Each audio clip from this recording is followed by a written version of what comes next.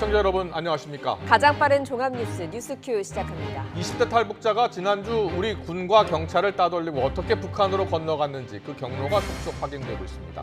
잠시 뒤 북한 당국이 탈북자를 고리로 코로나19 비상사태를 선포한 배경과 함께 짚어보도록 하겠습니다. 제주도와 남해안에 호우특보가 내려진 가운데 부산 등 경남에 또 폭우가 내릴 것으로 보여 피해가 우려됩니다. 이번 주 장마 전망도 알아보겠습니다. 먼저 오늘의 주요 뉴스부터 보겠습니다. 북한이 월북 사실을 공개한 탈북민 김모 씨가 강화도 전방 지역에서 헤엄을 쳐 월북한 것으로 추정된다는 조사 결과가 나왔습니다. 김 씨의 월북을 계기로 군의 잇따른 경계 실패에 대한 비판이 커지고 있습니다. 북한은 오늘도 김 씨에 대한 검사 결과 코로나19 감염자로 의심된다며 개성시 전면 공소의 필요성을 강조했습니다. 국내 방역당국은 김 씨가 확진 판정을 받은 적이 없고 접촉자로 분류되지도 않았다고 밝혔습니다. 경기도 이천에 이어 용인의 기숙학원에서도 집단 식중독이 발생해 90여 명이 증상을 호소하고 있습니다. 급식과의 연관성을 파악하고 있는 가운데 두 학원을 운영하는 유명 입시업체가 늑장 대응을 했다는 비판이 나오고 있습니다. 국내 부동산 가격 상승과 함께 외국인의 주택 매수가 꾸준히 늘어나서 1%에 육박하는 것으로 집계됐습니다. 정부와 민주당은 투기성 거래를 차단하기 위한 제재 방안을 마련하기로 했습니다. 코로나19로 중국에 들어가지 못하는 한국인 유학생과 취업자, 거류 중에 있는 교민 등이 다음 달부터 비자를 받아 입국할 수 있을 것으로 보입니다. 주중한국 대사관은 중국과 비자 발급 재개에 합의했다고 밝혔습니다. 휴스턴 주재 중국 총영사관에 이어서 오늘 오전 청도 주재 미국 총영사관이 폐쇄됐습니다. 중국 정부는 오늘 오전 총영사관으로 들어가서 공관을 접수했습니다. 양국의 다음 행보가 주목되는 가운데 추가 공관 폐쇄 가능성이 거론되고 있습니다. 어제 북한이 보도한 3년 전 탈북했던 주민은 강화도에서 헤엄을 쳐 월북한 것으로 확인됐습니다. 월북 현장에서 김 씨의 것으로 보이는 가방 등 소지품이 발견됐다고 군 당국이 밝혔습니다. 취재기자 연결합니다. 김문경 기자. 네, 국방부입니다. 네, 월북한 장소가 구체적으로 확인됐다고요? 네, 그렇습니다. 월북자 24살 김모 씨의 행적을 추적한 군 당국은 김 씨의 추정되는 월북 경로가 강화도인 것으로 확인했다고 밝혔습니다. 현장에선 김 씨를 특정할 수 있는 가방 등 소지품들도 발견됐다고 전했습니다. 또 철책이 아닌 배수로를 통해 월북한 것으로 추정된다고 밝혀 김 씨는 우리 군의 경계망을 피해 재입국한 것으로 보입니다. 이 배수로를 지나면 서해바다와 합류하는 한강하구와 임진강 하류 물길을 만나는데요. 군이 철책 밑으로 난 배수로를 통과한 것으로 추정된다고 밝힌 만큼 김 씨가 탈북 전 사전 답사를 통해 해당 장소를 물색했을 것으로 보입니다. 군 당국의 설명 잠시 들어보겠습니다. 또한 해당 인원을 특정할 수 있는 유기된 가방을 발견하고 확인하였으며 현재 정밀 조사 중에 있습니다.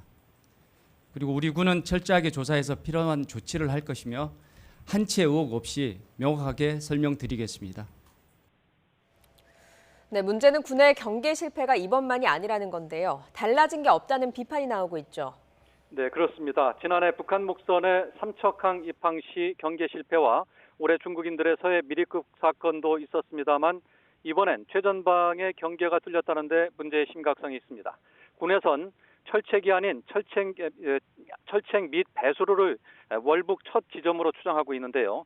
이곳이 경계 사각 지점이었다 해도 한치의 빈틈도 없어야 된다는 점을 강조해온 군으로선 비난을 피하기 어려워 보입니다. 이와 함께 북한이 김 씨의 월북 이후 며칠이 지난 다음에 코로나19 의심 증상을 거론하며 대대적으로 월북 사실을 공개했는데요. 방역당국은 그러나 김 씨가 확진 판정을 받은 적도 없고 접촉자로 분류된 사실도 없다고 밝혔습니다.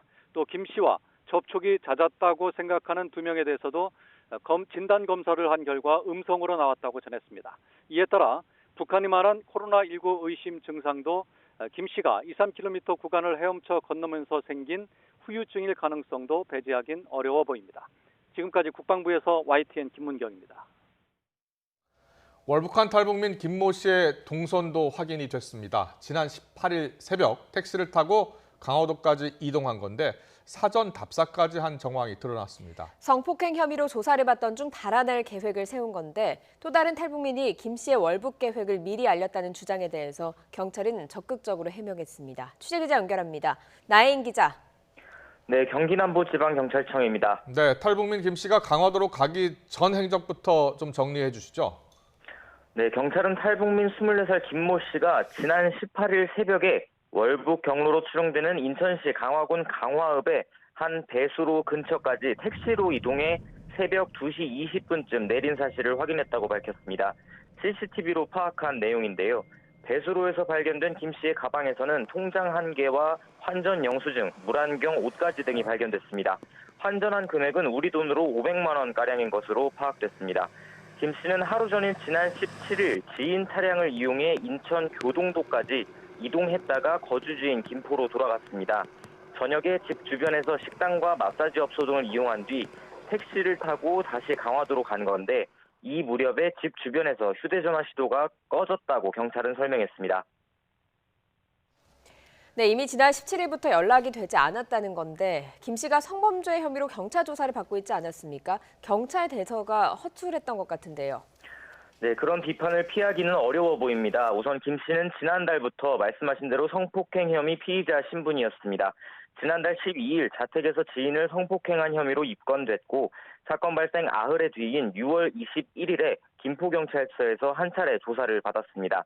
김 씨는 혐의를 전면 부인했지만 경찰은 지난 4일에 국과수에서 DNA 증거까지 확보했는데 불구속 상태에서 수사를 이어갔습니다. 소재가 확실하고 도주 우려도 없었다는 게 경찰의 설명인데요. 탈북민 신변 관리를 담당하는 김포경찰서 보안 담당 경찰관도 김 씨가 경찰 조사를 받은 6월 21일에 먼저 전화해서 통화한 뒤에는 별다른 연락을 하지 않은 것으로 파악됐습니다. 네, 그리고 김 씨의 지인이 경찰에 월북 계획을 미리 알렸다는 주장도 있었는데요.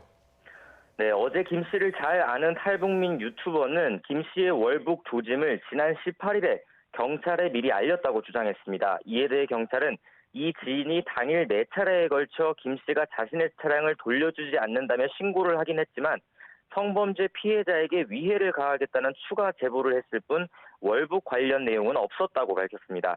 그러면서 김 씨 지인에게 월북 관련 제보를 처음 받은 건 다음 날인 19일 새벽 1시쯤이었고 김 씨와 연락이 닿지 않자 지난 20일에 출국 금지했다고 밝혔습니다. 이어 21일에 구속영장을 신청했고 구인장을 발부받은 뒤 24일에 위치 추적 등을 진행했지만 그때는 이미 늦은 상황이었습니다. 경찰은 또 탈북민 신변과 관련해 이상 징후를 파악하고도 군 당국에 이런 제보를 알리거나 협조를 요청하지도 않은 것으로 파악됐습니다. 관리를 허술하게 했다는 지적을 피하기 어려워 보입니다. 경기남부지방경찰청은 결과적으로 김 씨의 신변을 관리하는 데 미흡한 부분이 있었다며 합동조사단을 편성해 김 씨의 성폭력 사건 수사나 월북 관련 제보 대응 과정을 조사하겠다고 밝혔습니다. 지금까지 경기남부지방경찰청에서 YTN 나혜인입니다.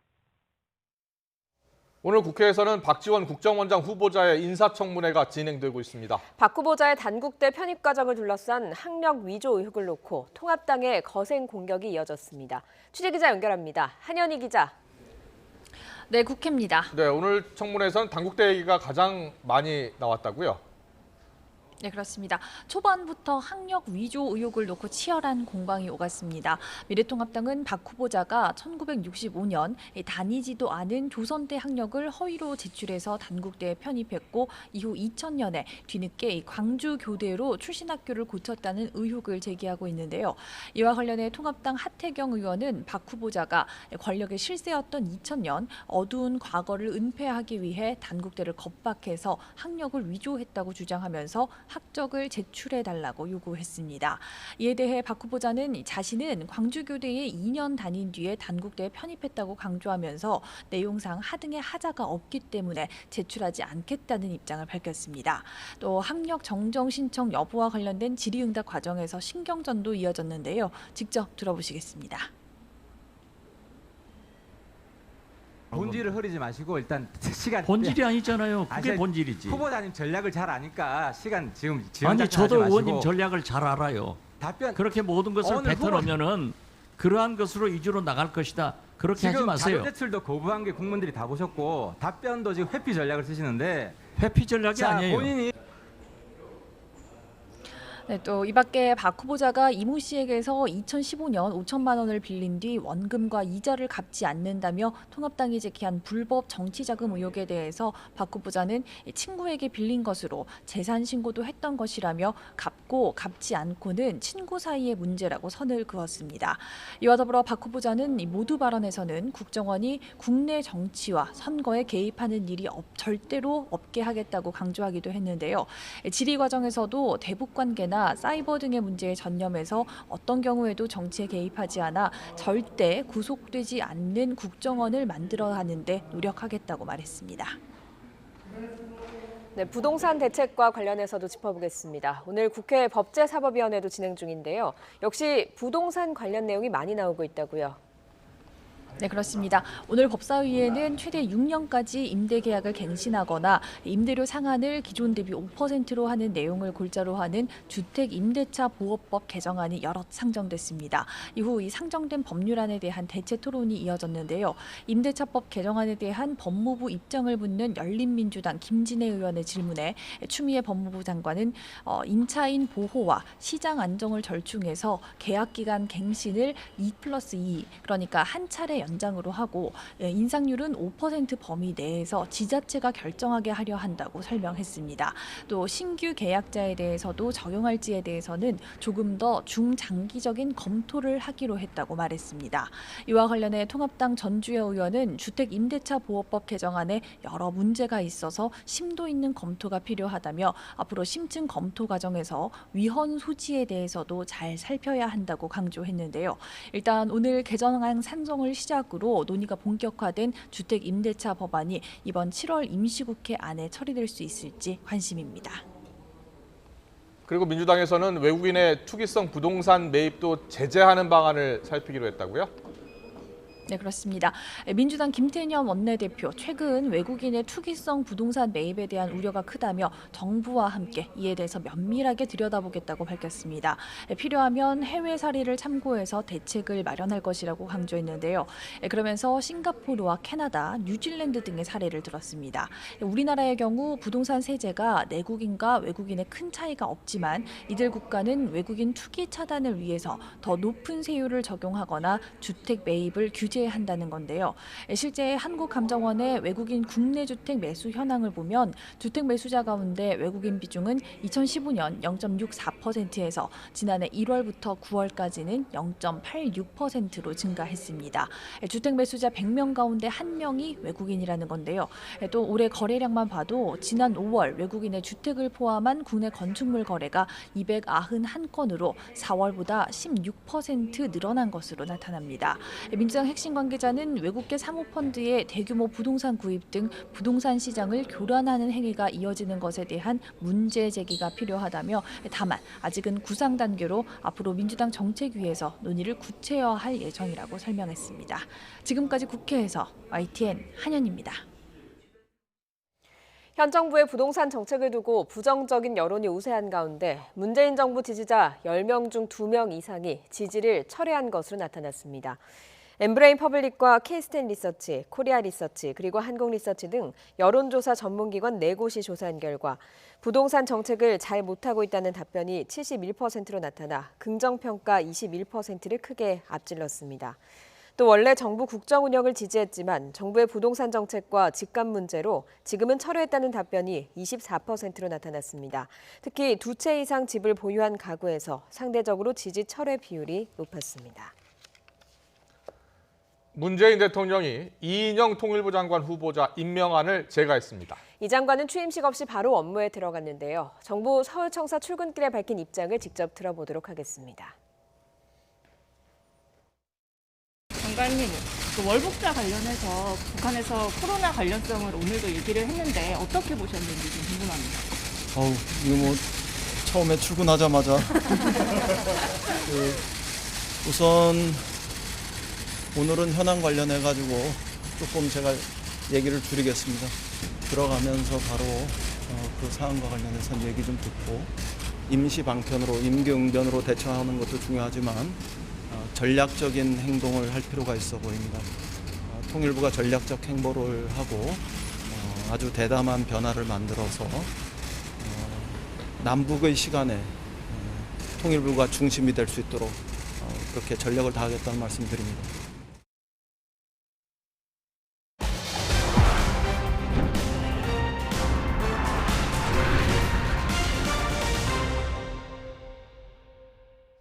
네, 지난주 월북한 탈북민 김모 씨가 강원도 인근 지역에서 군사분계선을 넘어간 것으로 추정된다고 우리 군 당국이 발표를 했죠. 우리 군 당국이 북측 보도 후에 8시간이 지나서야 김 씨의 월북도 공식화했습니다. 결국 늑장 파악 논란도 커지고 있는데요. 또 월북한 김 씨가 코로나19 감염자로 의심된다는 북측의 보도와는 달리 우리 방역당국의 역학조사 결과를 보면 가능성은 매우 낮은 것으로 보입니다. 홍현익 세종연구소 수석연구위원, 안찬일 세계북한연구센터 소장과 함께 관련 내용 살펴보겠습니다. 두 분 어서 오세요. 안녕하십니까. 네. 이 북한이 어제 이 관련 보도를 하면서 이제 우리가 알게 된 사실입니다. 지금 뭐 우리 군 당국도 확인이 됐으니까요. 우리 군 당국이 파악한 월북 경로를 보면요, 강화도 일대 철책 및 배수를 통해서 탈출했다고 하거든요. 근데 안찬일 박사님, 예. 원래 그곳으로 월북이 많이 이루어진 곳이죠, 그 장소가? 네, 과거에도 이제 탈북민 출신들이 그쪽으로 월북을 했고, 예. 또 이 친구는 이제 그 자기가 온 길이니까, 예. 온 길이기 때문에 이제 길을 잘 알다 보니까 거기를 선택했고, 그래서 성공을 했는데 결국은 그 배수로라는 게 평소 같으면 경계가 잘 됐을 수 있는데 네. 장마철인 경우는 배수로가 이제 잠겨 있다가 빠졌다가 하니까 항상 좀 잠겨 있는 때가 많습니다. 예. 그러다 보니까 우리 경계병들도 그 물이 잠겨 있는 배수로로 갈 수 있겠는가 이래서 조금 방관한 것 같은데 결국 그 새에 이 친구가 그걸로 넘어갔다는 예. 얘기죠. 네, 지금 화면 보면은 그 배수로를 볼 수가 있는데요. 철책 바로 밑에 그 배수로 크기가 상당히 큰데요. 네, 그렇죠. 저 정도면 뭐 사람이 한 3,500명도 이렇게 엎드려서는 지나갈 수 있는 길인데 워낙 예. 큰 강 옆에 있고 바다를 끼고 있는 데이기 때문에 네. 배수로가 커야지 조그마하면 거기에 나무나 이게 걸리면 이게 범람하기 때문에 저 배수로는 상당히 큰 배수로라고 볼 수 예, 있습니다. 이 월북한 김 씨가 그러면 우리 감시망의 허점 또 허술한 점 이런 점들을 좀 파악하고 있었다 이렇게 볼 수 있겠습니까? 그렇죠. 아마 자기가 온 길이기 때문에 잘 알지만 또 사전 답사도 한두 번 했습니다. 네. 그러다 보니까 자기가 갈 길을 미리 잘 예측을 하고 택시를 타고 딱 목적지에 내려서는 바로 이미 염탐해둔 길을 따라서 이제 순조롭게 월북을 한 겁니다. 네, 홍현익 박사님, 과거에 이제 2012년이었던가요? 2013년 때 이 노크 귀순이라고 있지 않았습니까? 네, 네. 이 탈북민이 귀순을 했는데 저쪽 서해 쪽으로 귀순을 했고 그때도 바로 저 배수로를 이용한 것으로 지금 기억을 하는데요. 네. 예. 그 당시에는 그러니까 2012년인데요. 북한을 탈출해서 목숨 걸고 온 거죠. 예. 왔는데 뭐 이를테면 스티로폼 같은 거를 감고 예. 뭐 한 5시간 이상 막 이렇게 헤엄쳐서 이렇게 오는데 예. 밀물 썰물만 잘 가리면 또 빨리 올 수도 있는데 문제는 도착해서도 아무 제재가 없었고 닷새나 이리저리 헤매고 뭐 주워 먹고 닷새나 그 행방을 모르다가 예. 본인 그 닷새를 돌아다니는 거를 불황자라고 신고해서 가보니까 탈북자였더란 거죠. 그때도 참 이게 충격적이죠. 예. 단순히 그냥 뚫린 게 아니라 그 교동도 일대를 계속 헤매다니고 막 그러는데도 이 사람을 못 찾고 그랬었고 그리고 그 다음에 또 그 교동도 지역으로 또 수용해서 5시간 만에 또 왔는데 물론 그때는 이 사람이 민가에 도착해서 북에서 왔다. 그리고 그때 노크를 한 겁니다. 이 사람을. 예. 2013년 첫 번째 8월이었네요. 2012년은 신고로 붙잡혔고 13년은 노크했고 예. 그 다음에도 이제 계속 그쪽으로 오는데 항상 우리가 못 찾은 건 아니고 찾은 때도 있고 또 아니면 못 찾은 때도 있는데 이번에는 이제 북쪽으로 이제 넘어간 거죠.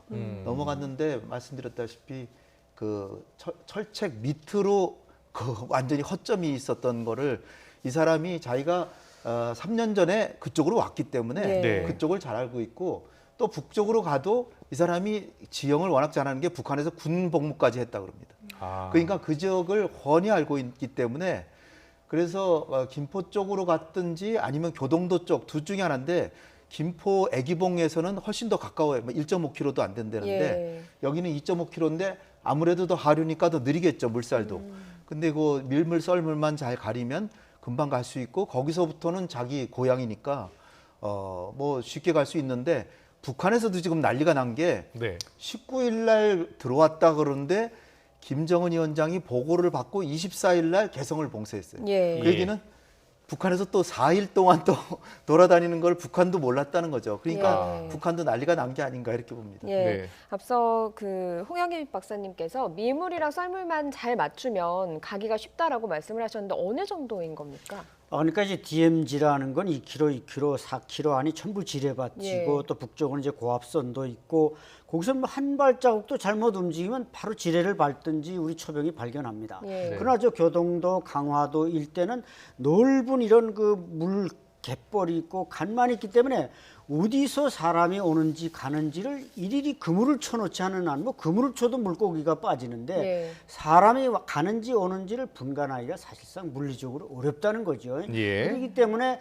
물론 이제 다른 탈북자가 저 길로 간다 그건 불가능합니다. 그러나 저 사람은 거기로 왔기 때문에 네. 이제 홍 박사님 말씀대로 남쪽이나 북쪽이나 지를 잘 알고 그러다 보니까 가서 개성 시내를 또 며칠을 아마 돌아다니는 모양입니다. 그래서 이제 북한 당국은 결국 이 친구가 또 내려온 것도 북한을 몰랐다는 거죠. 3년 동안 몰랐다는 겁니다. 우리는 이게 지금 8일을 군 당국이 몰랐다 또 없어진 지 6일 만에 발견됐지만 북한은 그 사람이 탈북해 온 사실을 3년 동안 모르는 겁니다. 그래서 예. 이번에 김정은 위원장이 직접 군 관계자들을 아주 엄중하게 처벌하라고 당중앙 군사위원회가 전부 감찰을 실시하라고 명령을 내린 겁니다. 예. 네. 한마디로 남과 북의 이 경계 태세를 무력화시킨 20대 탈북민이에요. 그렇죠? 그런데 그곳이 귀순이 아주 잦았던 지역이라면 그만큼 더 빈틈없는 경계 태세를 유지했어야 되는데 우리 군 당국이 좀 소홀했던 걸까요? 그렇다고 봐야죠. 핑계대기가 어려운 게 작년 6월 달에 이미 속초인가요? 네네. 삼척의 목선이요. 삼척에 예. 지난해 6월 달에 목선이 와가지고 이게 해상 레이더로 잡혔는데 별거 아니다라 그래서 잡히긴 예. 잡혔는데 그거를 제대로 간파를 못해서 항구에 도착해서 인근을 배회하다가 또 그게 그러니까 완전히 뚫렸고요. 네네. 그다음에 금년 4월에서 6월까지 태안 지역에서 중국인 미립선이 3차례나 들어오는데 우리가 또 몰랐고. 예. 그래서 그때마다 이제 우리 국방장관께서 해안 지역은 절대로 이제 놓치지 않겠다. 경계 태세를 철저하게 하겠다 했는데 이렇게 또 이게 북쪽에서 오는 것만 감시를 했는지 네. 이쪽에서 가는 거를 놓친 거죠, 이번에. 네. 그래서 예. 어쨌든 1년 사이에 3번 이게 벌어졌기 때문에 네. 뭐라고 좀 변명하기가 어렵고 또 하나는 이 사람이 멀쩡하게 있다가 한 게 아니라 성추행을 해가지고 이게 영장 심사까지 지금 해가지고 처음에는 이 피해자가 바로 신고를 안 해서 바로 구속이나 뭐 이런 걸 안 했는데 예. 그러다가 이 심상치 않다. 왜냐하면 피해자를 또 협박을 했어요.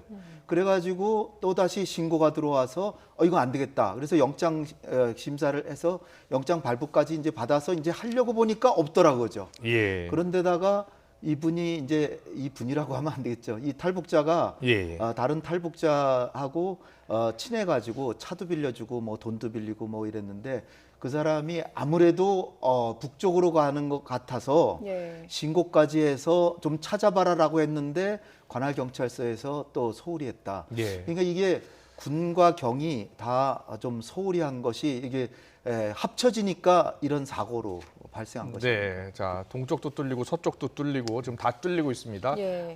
물론 군 당국이 지금 조사에 들어갔고요. 추가 발표가 있겠습니다만 책임 있는 답변 또 책임을 져야 될 분 또 책임을 져야 될 것 같습니다.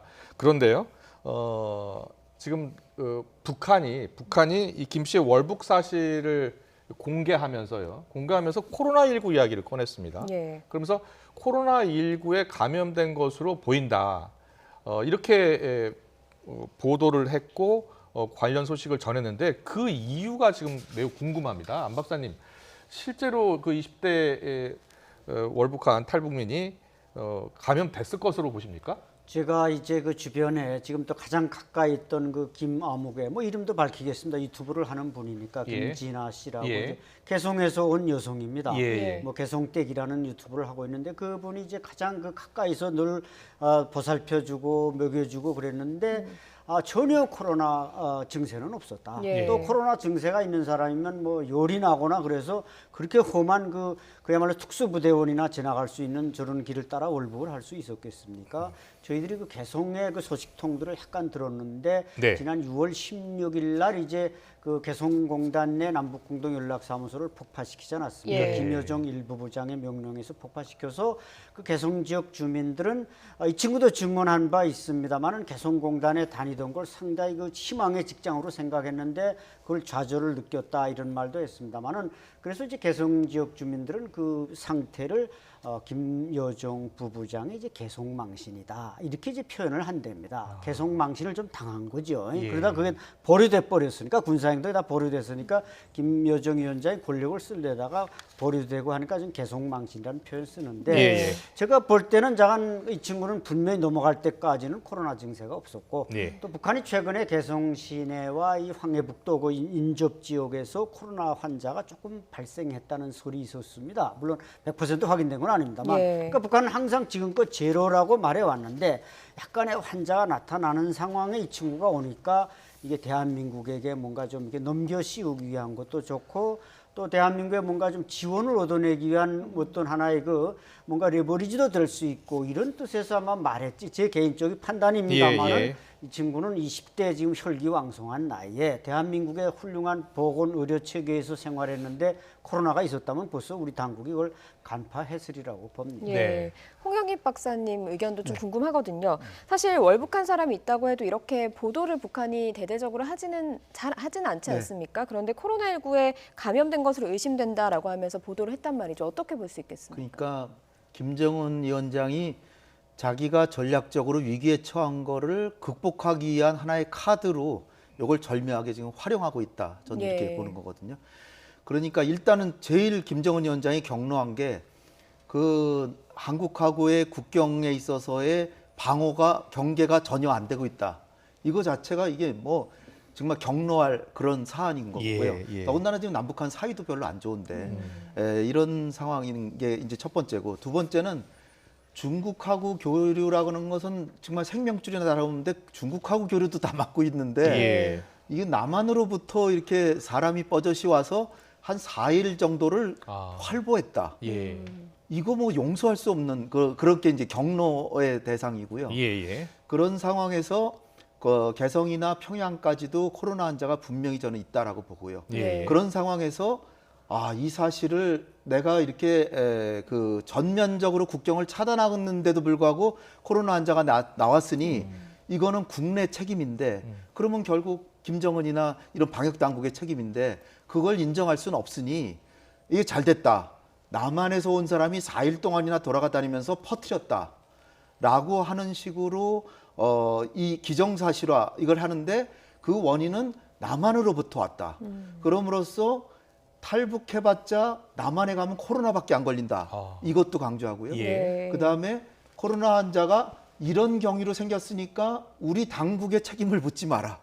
이렇게도 되고. 예. 그다음에 일단 환자가 근데 확진자라고는 안 했어요. 의진자라고 그랬으니까 예. 왜냐하면 확진자가 아니기 때문에 아닌데도 뒤집어 씌우려니까 그냥 의심스러운 증상 환자라 그러면서 그러나 일반 주민들 입장에서는 그 사람이 옮겼구나 이렇게 만들게 예. 하고 네. 제 느낌으로는 이 사람이 한 일주일 있다가 나와가지고 자기가 사실은 걸렸었는데 이 공화국에 와가지고 우리 치료를 잘해줘가지고 낫다. 우리 그 위원장 만세 뭐 이렇게 혹시 하지 않을까? 왜냐하면은 이 사람한테는 죽기 살기거든요. 예. 그러니까 그거를 북한의 홍보용으로 활용하기 위해서 그렇게까지 활용할지는 이제 제 상상력이지만 그렇게 해서 일단은 북한의 코로나 환자가 생긴 것에 대한 명분을 만들고 예. 그다음에 이제 이거 추후는 우리 정부나 국제사회가 어떻게 하느냐를 두고 보면서 환자가 있다는 것을 이제 밝힌 셈이니까 국제사회나 우리 정부가 도와준다 그러면 글쎄 뭐 우리가 그 스스로 할 수도 있지만 굳이 도와준다고 하면은 한번 생각해 보겠다. 그 정도로 이제 슬슬 나오지 않을까 이렇게 좀 기대도 네. 해보는 상황입니다. 예. 두 분 모두 지금 코로나19 북한 내 코로나19가 지금 번지고 있는데 여기에 대한 책임을 남쪽으로 돌리려는 의도가 있는 것으로 보이고 또 국제적인 어떤 지원이라든지 우리 정부로부터 받을 수 있는 지원도 염두에 둔 그러한 전략 아니겠느냐 이렇게 지금 보셨습니다. 그런데 북한 같은 경우에 지금 개성 같은 경우에 인구가 약 뭐 한 30만 정도 된다고 하는데 이 개성 전체를 지금 최대 비상체제로 전환하기로 했거든요. 네, 네. 그 최대 비상체제란 어떤 것이고 그렇게 전환한 배경에는 또 무엇이 있을까요? 네, 이게 개성이 원래 직할시였다가 북한이 한 20년 전에 황해북도로 편입시켰다가 작년에 다시 또 직할시로 만들어 버렸습니다. 개성 직할시. 예, 개성 직할시. 이건 이제 대한민국과 가깝고 뭐 여러 가지 정치적 이유가 있어서 그렇게 했습니다만 이게 2군단 관할 지역이고 6사단, 9사단, 뭐 3사단 이런 지역이 있는 게 개성 지역입니다. 그러니까 이걸 차단한다는 건 북한 북쪽에서 내려오는 사람들을 우선 전선에서 완전히 차단시킨다는 얘기도 되고 또 다른 강원도 인접 군 구역이 여기에 절대 접근하지 못하게 한다는 의미도 있습니다.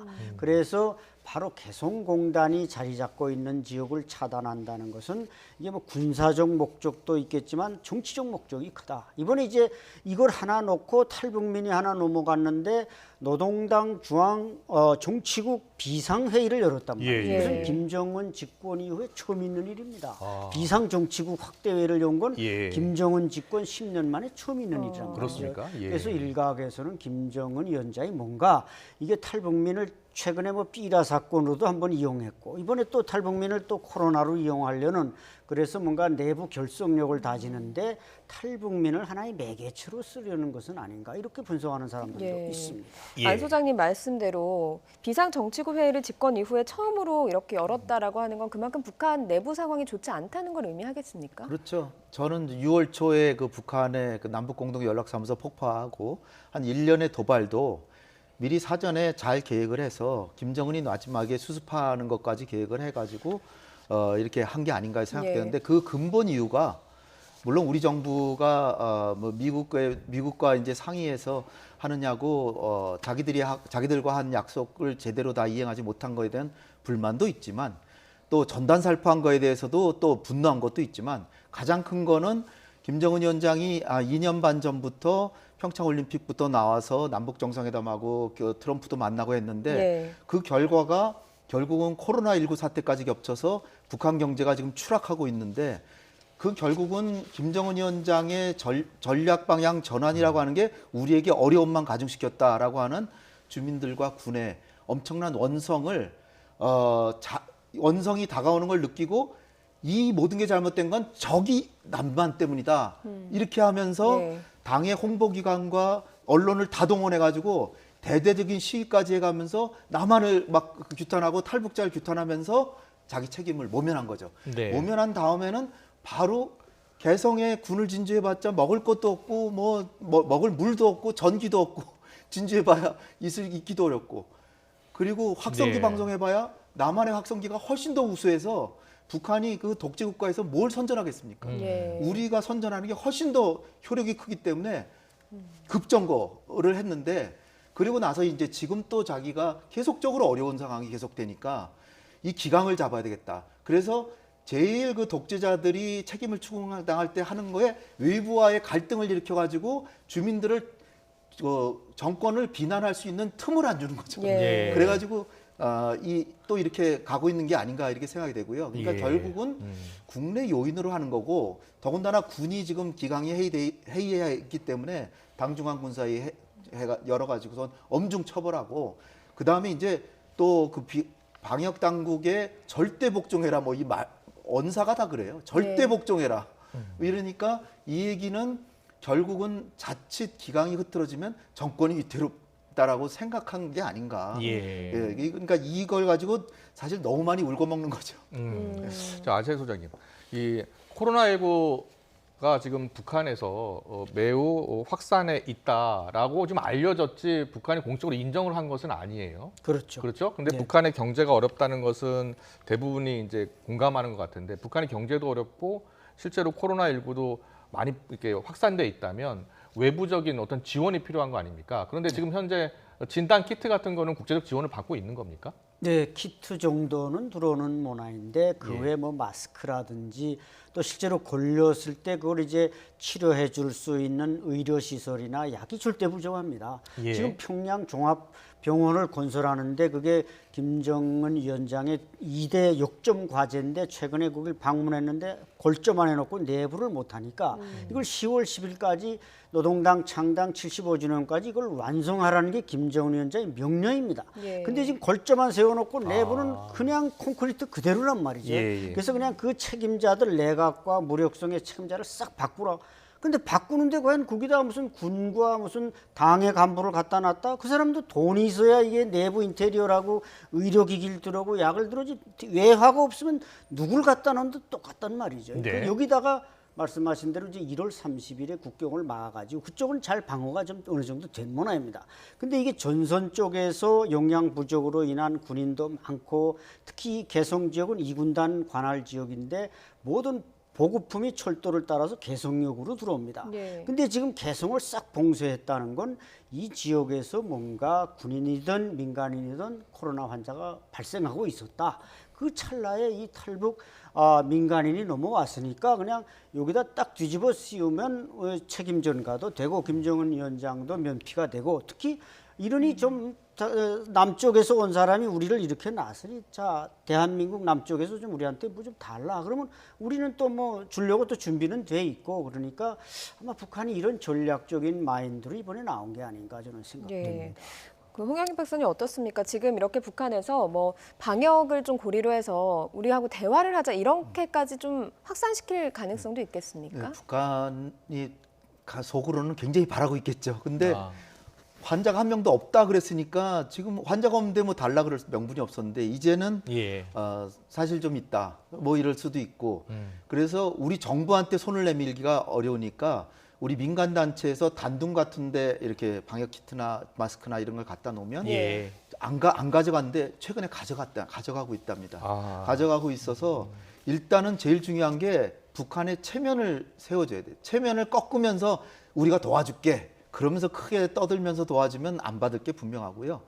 이거 우리가 김현철 통일부 장관 때 5만 톤 쌀 지원한다고 해서 우리 민주정부니까 발표를 안 할 수가 없잖아요. 예. 발표하고 했는데 얼마 전에 6월 달에 모 신문에 나온 바에 의하면 중국 정부가 북한에 발표도 안 하고 80만 톤을 주고 있다.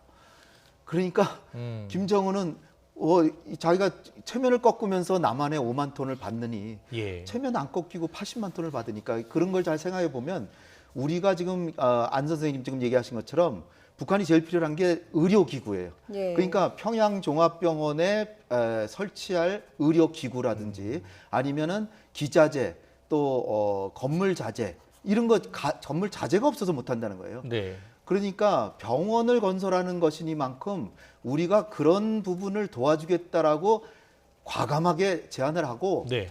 미국이 만약 그걸 막으면 아니 지금 북한에 코로나 환자 맞고 이게 의료기구에서 북한의 환자들을 치료하기 위한 인도주의적 목적인데 미국은 핵 문제 해결하려고 협상을 안 하고 이 지원하는 것까지 막냐라고 한번 단호하게 한번 문제 삼는다면 예. 이게 북한이 볼 때는 아마 우리 정부하고 한국 정부하고 이제 대화해야 되겠구나 예. 이렇게 나올 것 같고요. 우리도 네. 아니 미국이 아무리 우리랑 공조를 한다고 하지만 이게 병원을 짓고 하는데 그런 데 짓는 거라고 그걸 가지고 트집을 잡아서 못하게 한다면 이거는 초강대국 이상이 아니다. 오히려 그거를 계기로 북미 간에도 협상을 시작하고 북미 정상회담까지 가는 그런 길을 택하라고 자신 있게 하는 그런 정책을 한번 해보길 전 기대합니다. 예. 네. 자, 안 소장님, 홍영인 박사는 이번 이 일을 계기로 어떻게 보면 남북 관계가 개선되고 남북 대화를 한 뒤에 어떤 명분을 얻을 수 있다. 그러니까 지원을 받을 수 있는 그렇죠. 그런 계기로 해서 남북 관계를 지금 어려운데 새로운 계기를 발전할 수 있는 계기를 마련할 수 있을 것 같다라고 보는데 안 소장님 어떻게 보세요? 전적으로 동의합니다. 예. 뭔가 지금 남북 관계는 하나의 돌파구가 필요하고 분수령이 필요하지 않습니까? 그러니까 북한은 자존심 때문에 못 받고 또 대한민국에서 전적으로 뭐 키트니 약품이니 기계가 막 왕창 들어온다 하면은 북한 인민들이 또 일으킬 수 있는 동요가 또 집권자들로서는 두려운 네. 겁니다. 그럼에도 불구하고 이제 뭐 남쪽에서 탈북민이 와서 했다고 정치국 비상 확대를 열어서 다 공개해버린 상황이니까 네. 인민들도 남조선이 잘못했으니까 그냥 죗값으로 뭐 준다 그러면 이게 다 뭔가 이게 등가 교환이 되는 셈이 되니까 예. 북한도 그렇게 나올 거고 우리 정부도 역시 마찬가지로 도와줄 의지가 충분히 있지 않습니까? 예. 같은 동포니까 이때 좀 뭔가 물랑 공세를 펴서 북한을 우리 쪽으로 끌어들이는 이렇게 새로운 레버리지를 동력을 만들어내는 했으면 좋겠습니다. 네, 알겠습니다.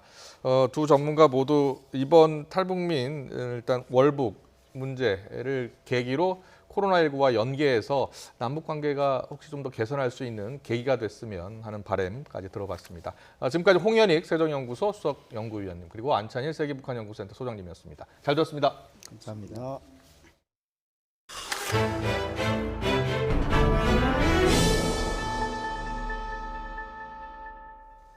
인천 서구 지역 수돗물에서 깔따구 유충이 발견된 이후 전국 곳곳에서 신고가 빗발치고 있습니다. 하지만 조사 결과 나방파리 유충으로 확인된 사례도 적지 않았습니다. 나방파리 유충은 수돗물이 아닌 하수구나 화장실에서 생겨난 경우가 대부분입니다. 박희재 기자입니다. 안양시에 사는 A씨는 지난 22일 욕조에서 살아있는 유충을 발견했습니다. 필터가 달린 연소기까지 쓰고 있는데도 유충이 있다는 사실에 충격이 컸습니다. 양치를 하고 있는데 세면대 옆에 이제 욕조 안에 보니까 뭐가 꿈틀거려서 그거를 이제 보고 이게 요새 말하는 그런 유충 같은 느낌이 들어서 영상을 찍게 됐고. 신고를 받은 안양시 상하수도 사업소에서 분석한 결과 해당 유충은 나방파리과였습니다. 최근 수돗물 정수장 안에서 발견돼 논란이 커진 깔따구와는 다른 벌레로 주로 습한 하수구나 화장실 같은 곳에서 번식합니다. 따라서 수돗물을 타고 흘러 들어왔을 가능성은 거의 없다는 게 전문가들 설명입니다. 깔따구 유충은 물에 녹아있는 용존산소로 호흡을 하기 때문에 물 속에 가라앉아도 이게 살 수가 있습니다. 그러나 나방파리 유충은 물 속에서는 못 삽니다. 물에서 살긴 하지만은 호흡관을 내밀고 사람처럼 대기 중에 산소를 호흡하기 때문에 지난 22일 기준 전국에서 접수된 수돗물 유충 관련 민원은 모두 1,314건으로 대부분 인천에 집중됐습니다. 인천 외 지역은 387건, 이 가운데 실제 유충이 나온 건 49건이었는데 조사 결과 깔따구는 없었습니다. 민달팽이나 실지렁이류가 가장 많았고 나방파리도 3분의 1을 차지했습니다. 모두 수돗물이 아닌 외부에서 유입된 사례였습니다. 집안에서 발견한 유충이 깔따구인지 나방파리인지 구별하려면 색깔과 꼬리 부분을 살펴보면 됩니다. 깔따구 유충은 짙은 붉은색을 띠며 꼬리에 돌기가 없지만 나방파리 유충은 주로 회색색이고 끝부분에 돌기가 있습니다. 깔따구 유충은 헤모글로빈 성분이 있어요. 그래서 빨갛게 보이고 나방파리 유충은 그렇지 않습니다. 정부는 최근 수돗물에 대한 우려가 커지면서 유충 발견 민원이 빗발치는 만큼 불안 해소를 위해 분석 결과를 매주 정기적으로 공개하겠다고 밝혔습니다. YTN 박희재입니다.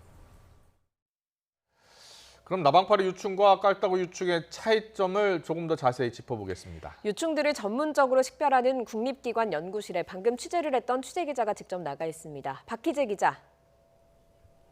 네, 국립생물자원관 한 연구실에 나와 있습니다. 네, 오늘도 전국 곳곳에서 수돗물 유충을 식별해달라는 민원이 들어왔죠.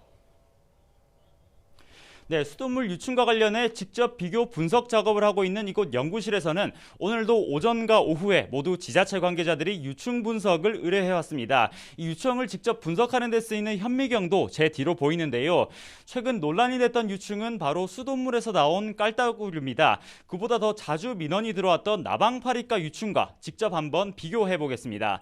나방파리란 바로 습한 이 화장실이나 주방 등 이 습한 곳에서 자주 발견할 수 있는 곤충입니다. 이 현미경으로 보이는 사물을 확대한 모습이 바로 모니터에 이렇게 실시간으로 나오고 있는데요. 아래로 보이는 비교적 작은 벌레가 바로 깔따구 유충이고 위로 보이는 게 바로 나방파리과 유충입니다. 가장 큰 차이는 바로 이렇게 꼬리와 색깔에 있습니다. 깔따구 유충은 꼬리와 몸통 생김새가 크게 다르지 않고 짙은 붉은 빛을 주로 띠는데요. 사람의 피에도 있는 이렇게 헤모글로빈 성분이 몸통에 있어서입니다. 나방파리 유충도 한번 보겠습니다. 전체적으로 회백색 색깔의 꼬리가 깔따구류와는 확연히 다른데 이른바 숨구멍이라고 불리는 돌기입니다. 이 꼬리를 수면 밖으로 빼내어 호흡하는 겁니다. 이런 특성 때문에 나방파리 유충은 물 안에서는 살지 못합니다. 반면 깔따구류는 물 안에 있는 용존산소를 통해 호흡하는 것으로 알려져 수돗물 정수장 물속에서 살 수 있습니다. 씻거나 혹은 마시는 수돗물에서 유충을 봤다는 민원이 잇따르면서 국민 불안이 컸는데요. 다만 화장실 바닥에서 발견됐다는 이유로 수돗물에서 유충이 나왔다는 오인 신고도 잇따르고 있습니다. 전문가들은 만일 화장실 수도꼭지에서 직접 유충이 나오는 모습을 본 게 아니라면 이 나방파리 등 깔따구류가 아닌 유충이 발견됐을 경우 외부 유입 가능성도 함께 고려하는 게 좋겠다고 조언하고 있습니다. 앞서 말씀드렸듯 이곳 국립생물자원관은 전국 곳곳에서 의뢰해온 유충들을 분석하고 있는데요. 민원이 처음 제기된 보름 전부터 부서 전 직원이 도건대 주말에도 유충 분석 작업에 매진하고 있습니다. 현재 지자체 등 100여 곳에서 한 곳당 많을 경우 샘플 70건 정도를 분석 의뢰받고 있는데요. 연구원들은 깔따구류가 아예 없는 건 아니지만 비교적 낮은 비율이고 나방파리과 유충이 가장 흔하고 실지렁이, 진해류도 많은 편이라고 합니다.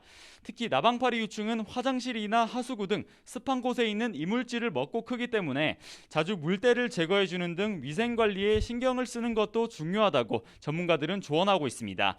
다만 유충을 발견했고 깔따구류로 보이는 등 수돗물 유입 의심이 든다면요. 각 구청, 동사무소, 민원실 등에 곧바로 알려 수도관이나 인근 정수장 등 점검을 꼭 받으시길 바랍니다. 지금까지 국립생물자원관에서 YTN 박희재입니다. 경기도 이천에 이어서 용인의 기숙학원에서도 집단 식중독 의심 사태가 벌어졌습니다. 수험생 90명이 의심 증세를 보이고 있는데 두 곳 모두 유명 사교육업체가 운영하고 있습니다. 김우준 기자의 보도입니다. 경기도 용인시에 있는 대형 기숙학원입니다. 한 달 학원비 340만 원을 받고 의대 입시를 전문으로 하는 곳입니다. 수험생 400명이 24시간 함께 먹고 자고 생활하는 이곳 기숙학원에서 첫 식중독 의심 증상 학생이 발생한 건 지난 19일입니다. 처음에 방역당국은 유증상자가 70명인 것으로 파악했습니다. 그러다 주말 사이 20명이 늘어 현재 90명이 식중독 증상을 호소하고 있습니다.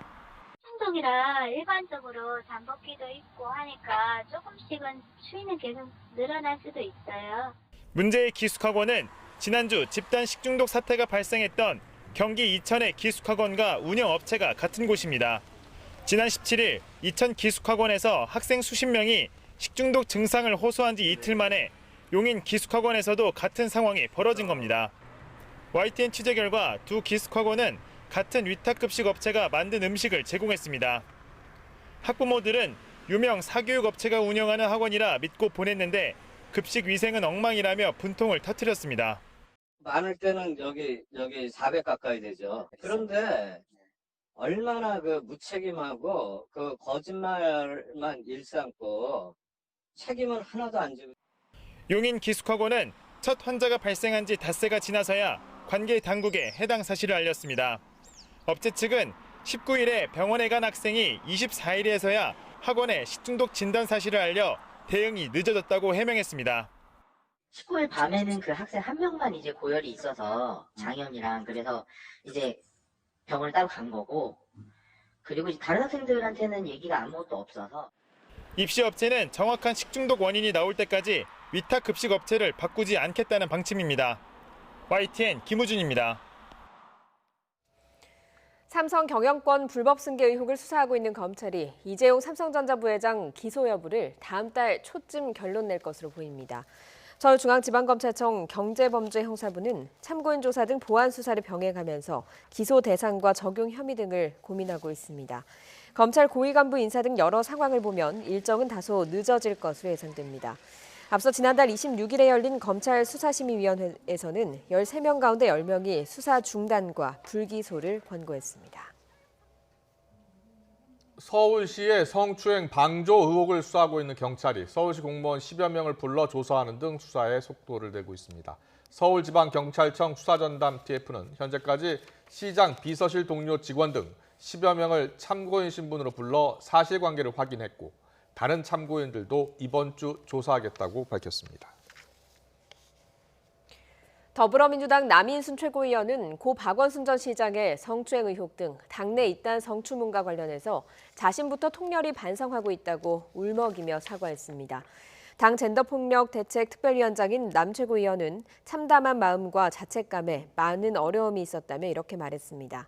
또 여성 최고위원이었지만 젠더 이슈를 우선순위로 끌어가는데 많은 장애가 있었다며 윤리감찰원 안에 젠더폭력 신고센터를 두고 안정적으로 운영하려 한 것도 이런 이유 때문이라고 덧붙였습니다. 휴스턴 중국 총영사관에 이어서 중국 청두에 있는 미국 총영사관이 오늘 오전 폐쇄됐습니다. 중국 정부는 미국 총영사관 안으로 들어가서 공관을 접수했습니다. 중국 베이징 연결합니다. 강성웅 특파원. 네, 베이징입니다. 네, 미국 총영사관 철수 과정에서 마찰은 없었습니까? 네, 별다른 마찰 없이 순조롭게 종료가 됐습니다. 미 국무부도 청두 주재 총영사관이 업무를 오늘 오전 중단했다고 공식 발표했습니다. 철수 완료 시간은 오전 10시였는데 당초 중국 관변 매체들이 주장한 72시간 시한에 맞춰서 공관을 비워준 셈입니다. 중국 외교부도 청두 주재 미국 총영사관의 폐쇄 사실을 공식 확인했습니다. 앞서 미국 측은 지난 주말에 이삿짐 트럭 5대와 버스를 동원해서 짐들을 대부분 빼냄으로써 퇴거를 사실상 완료를 했습니다. AP통신은 특히 어젯밤 늦게 총영사관 안으로 대형 트럭이 들어갔고 이어 크레인까지 동원돼 선박용 컨테이너를 싣고 나가는 모습도 목격됐다 이렇게 전했습니다. 이어 오늘 오전 6시 18분에 미국 국기인 성조기가 내려지면서 청두 주재 미국 총영사관의 철수 절차는 거의 마무리가 됐습니다.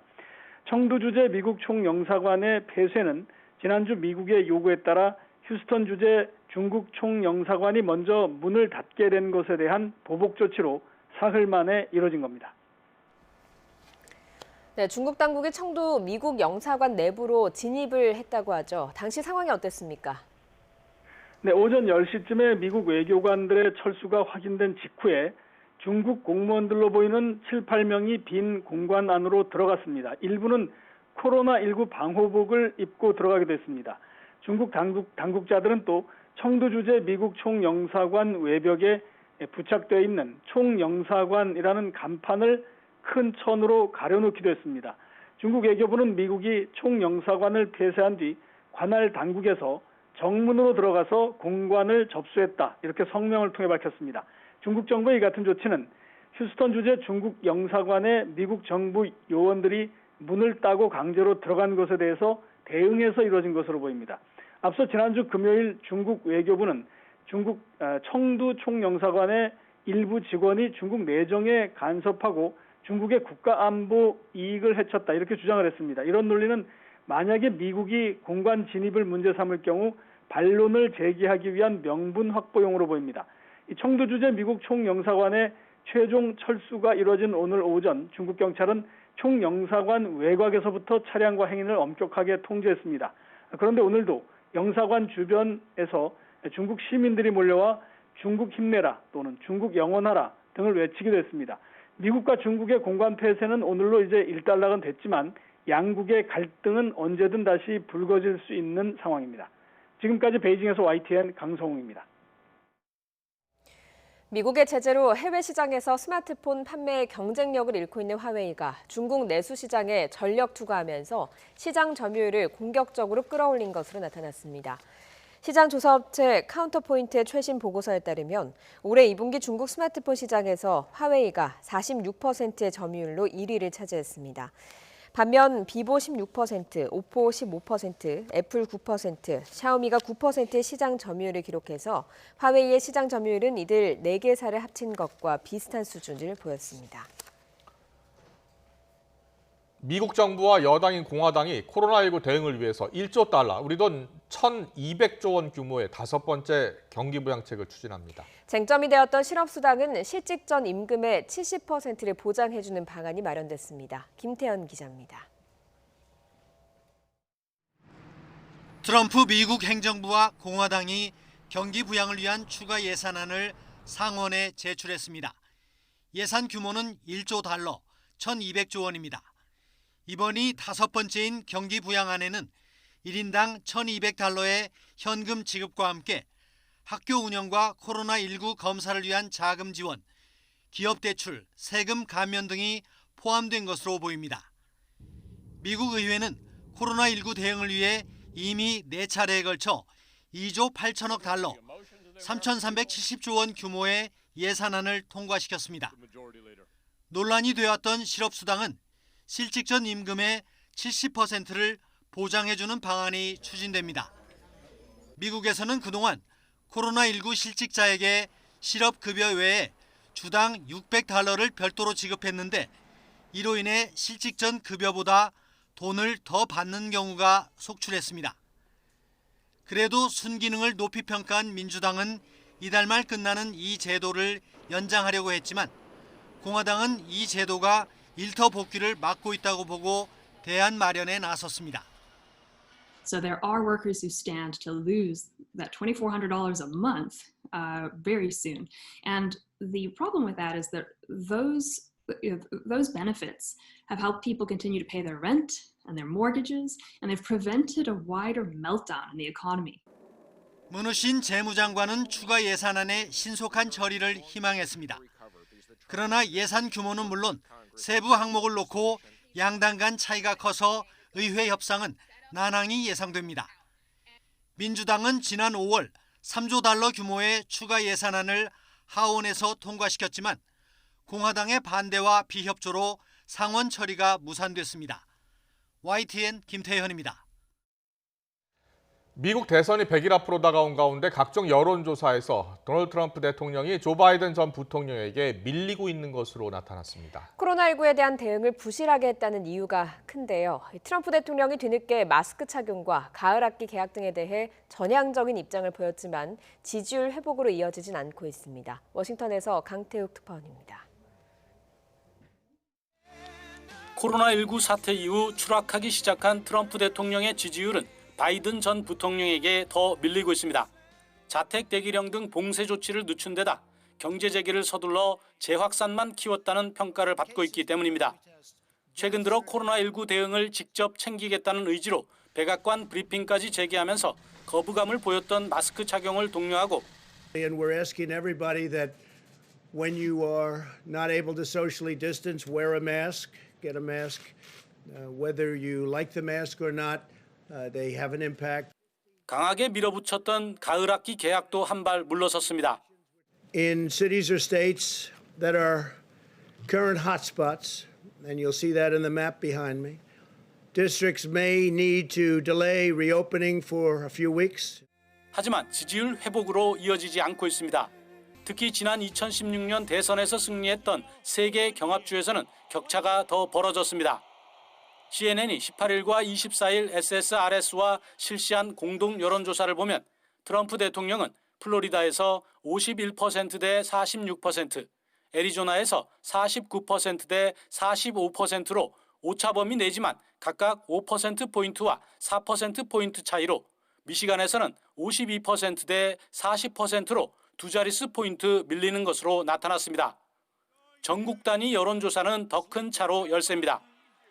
정치 전문 웹사이트 리얼 클리어 폴리틱스가 최근 여론조사를 취합한 결과 트럼프 대통령의 평균 지지율은 40.9%로 바이든 전 부통령 49.6%에 비해 8.7%포인트 뒤처졌습니다. 트럼프 대통령은 2016년 대선 때도 7월 여론조사에서 민주당 힐러리 클린턴 후보에게 뒤졌지만 당시 격차는 2%를 넘지 않았습니다. 월스트리트 저널은 현재 대선 후보 간 지지율 격차가 빌 클린턴 전 대통령이 재선 도전에 나선 1996년 이후 가장 큰 상태라고 분석했습니다. 워싱턴에서 YTN 강태욱입니다.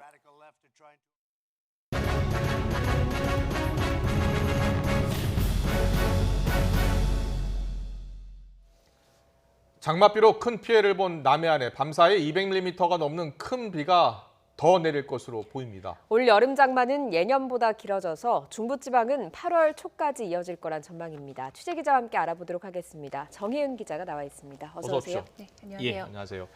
자, 장맛비가 지금 계속 내리고 있는데요. 먼저 오늘 오늘 밤 사이에 경남 해안에 폭우가 지금 예보돼 있습니까? 네, 맞습니다. 네. 이 장마 막바지에 비구름이 좀 크게 발달을 하고 있습니다. 지난주 목요일과 금요일 사이였죠. 부산 등 경남 해안 지역에 200mm 안팎의 큰 비가 내렸습니다.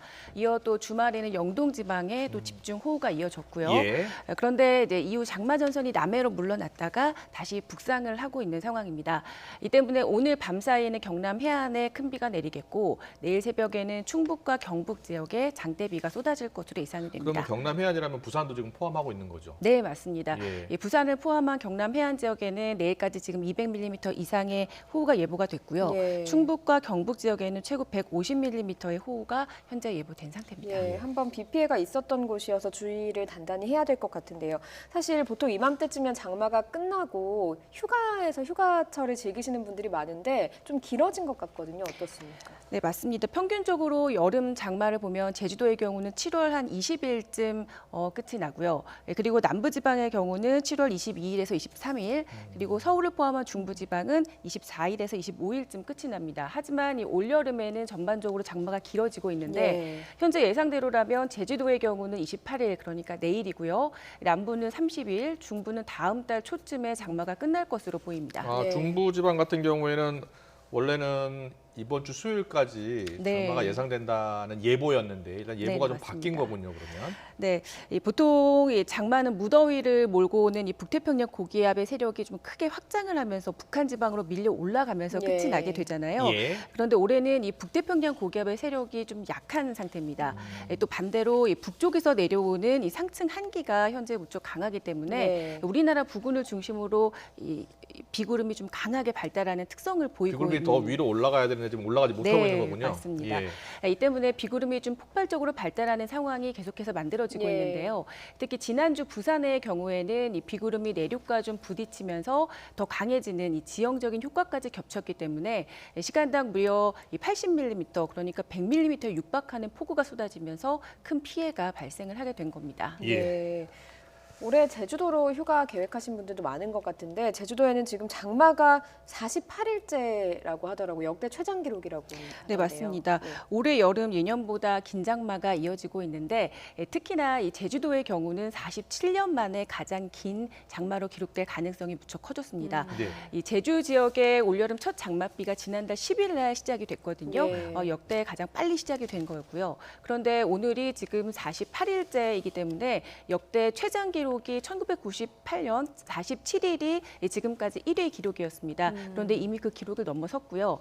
제주도의 장마는 이달 28일, 그러니까 내일까지 하루 정도 더 이어진 뒤에 끝날 것으로 예상이 되는데 네. 이렇게 되면 제주도의 경우는 올여름 장마 기간이 총 49일이 되기 때문에 역대 최장 장마로 기록될 것으로 보입니다. 네. 이번 주말부터 이제 대부분의 기업들이 이제 그 휴가를 가거든요. 네, 그런데 맞습니다. 지금 말씀하신 거 들어보면 보통 강원도 쪽으로 가게 되면 강원도 쪽은 계속 다음 주까지 장마비가 계속 온다는 거네요. 네, 맞습니다. 이 7월 장마가 좀 예년보다 길어지고 있기 때문에 네. 강원도 지역의 경우는 다음 주 초반까지도 좀 비가 예상이 되고 있고요. 예. 이 남부 지방은 제가 설명을 드렸듯이 이번 주 중반부터는 장마권에서 좀 벗어날 것으로 보이기 때문에 휴가를 떠나신다면 제주도나 남부 지방의 경우는 괜찮을 것으로 보입니다. 예. 알겠습니다. 자, 그리고 올 여름 역대급 무더위가 좀 예고가 됐습니다. 예보대로 올 여름 무더위가 좀 예상이 됩니까? 7월 장마가 지금 말씀드렸다시피 예년보다 좀 심해지고 또 길어지고 있는 상황이기 때문에 비가 오거나 좀 흐린 날이 많았습니다. 기온 자체도 그 때문에 평년보다 조금 낮았습니다. 그래서 예. 덥지 않은 7월이 됐는데요. 네. 애초 기상청은 올여름 폭염 일수랑 열대야 일수가 관측 이래 가장 더웠던 2018년에 육박할 것으로 예상을 했었습니다. 예. 하지만 이 장마 기간이 이 비가 자주 내리면서 더위가 주춤하고 있기 때문에 무더위가 그리 심하지 않았고요. 특히 지금 비가 길어지면서 8월에도 무더위가 한 2주 정도 이어질 것으로 보이기 때문에 네. 역대급 무더위와 좀 열대야는 예보가 좀 어긋나지 않을까 하고 생각을 하고 있습니다. 그렇군요. 예. 그러면 앞으로 장마랑 무더위는 어떻게 예상을 하면 되겠습니까? 네, 우선 이 남부와 제주도의 경우는 앞서 말씀을 드렸지만 이번 주 중반부터는 장마가 끝나고 본격적인 무더위와 열대야가 시작이 될 것으로 보입니다. 다만 중부지방은 아직 장마가 끝났다고 말하기는 어려운데요. 이 고기압의 가장자리에서 대기가 좀 불안정한 상황이고 또 저기압이 주기적으로 통과를 하기 때문입니다. 기상청은 다음 주 월요일까지 3일까지는 수도권과 강원도 또 충청 지역에 비가 이어진 뒤에 장마가 끝날 것으로 현재 전망을 하고 있습니다. 네. 정혜윤 기자, 그리고 기상청의 올 여름 더위 장맛비 예보가 너무 맞지 않는다. 네. 우리나라 기상 예보가 왜 이렇게 자꾸 틀리냐. 이런 지적들이 많아요. 여기에 대해서 기상청은 뭐라고 하나요?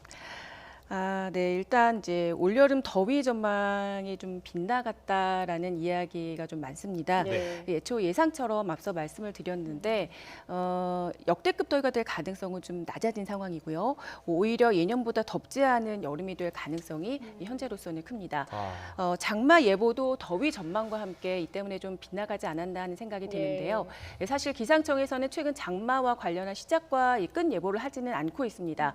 하지만 여름철 날씨 전망을 할 때 장마가 예년과 비슷하게 시작이 되고 또 올해는 예년과 비슷하게 끝날 것으로 예상하면서 올여름 여름 더위를 예상을 했거든요. 하지만 예년보다 장마가 또 길고 비가 많이 자주 내리면서 장맛비 전망도 빗나간 셈이 됐습니다. 중부 장마가 길어지고 또 국지적인 호우 가능성이 좀 커진 만큼 단기적인 비 예보의 좀 정확성을 높이는 것이 무엇보다 중요하지 않을까 하는 생각이 듭니다. 예보 정확성 높이기 위해서 제가 보니까 몇 년 전부터 슈퍼컴퓨터 도입해야 된다. 기상청이 계속 요구를 해서 슈퍼컴퓨터가 들어오지 않았나요? 네. 그런데 사실은 이 슈퍼컴퓨터뿐만이 아니라 이 기상청에 근무하시는 예보관들의 그 전문적인 역량과 또 분석 능력이 또 있어야 되죠. 맞습니다. 그리고 또 우리나라의 경우는 또 다른 나라와 좀 다르게 지형적인 요인과 또 여러 가지 산맥이 좀 많기 때문에 예보하는데 어려움을 좀 겪을 수 있다는 그런 말씀을 또 하시긴 하더라고요. 하지만 이 슈퍼컴퓨터만으로는 조금 힘들고 그 예보관들의 역량을 좀 키우는 것도 중요하지 않을까 하는 생각이 드네요. 네, 알겠습니다. 여기까지 듣도록 하겠습니다. 지금까지 정혜윤 기자와 함께 장마 그리고 올 여름 더위 전망까지 살펴봤습니다. 잘 들었습니다.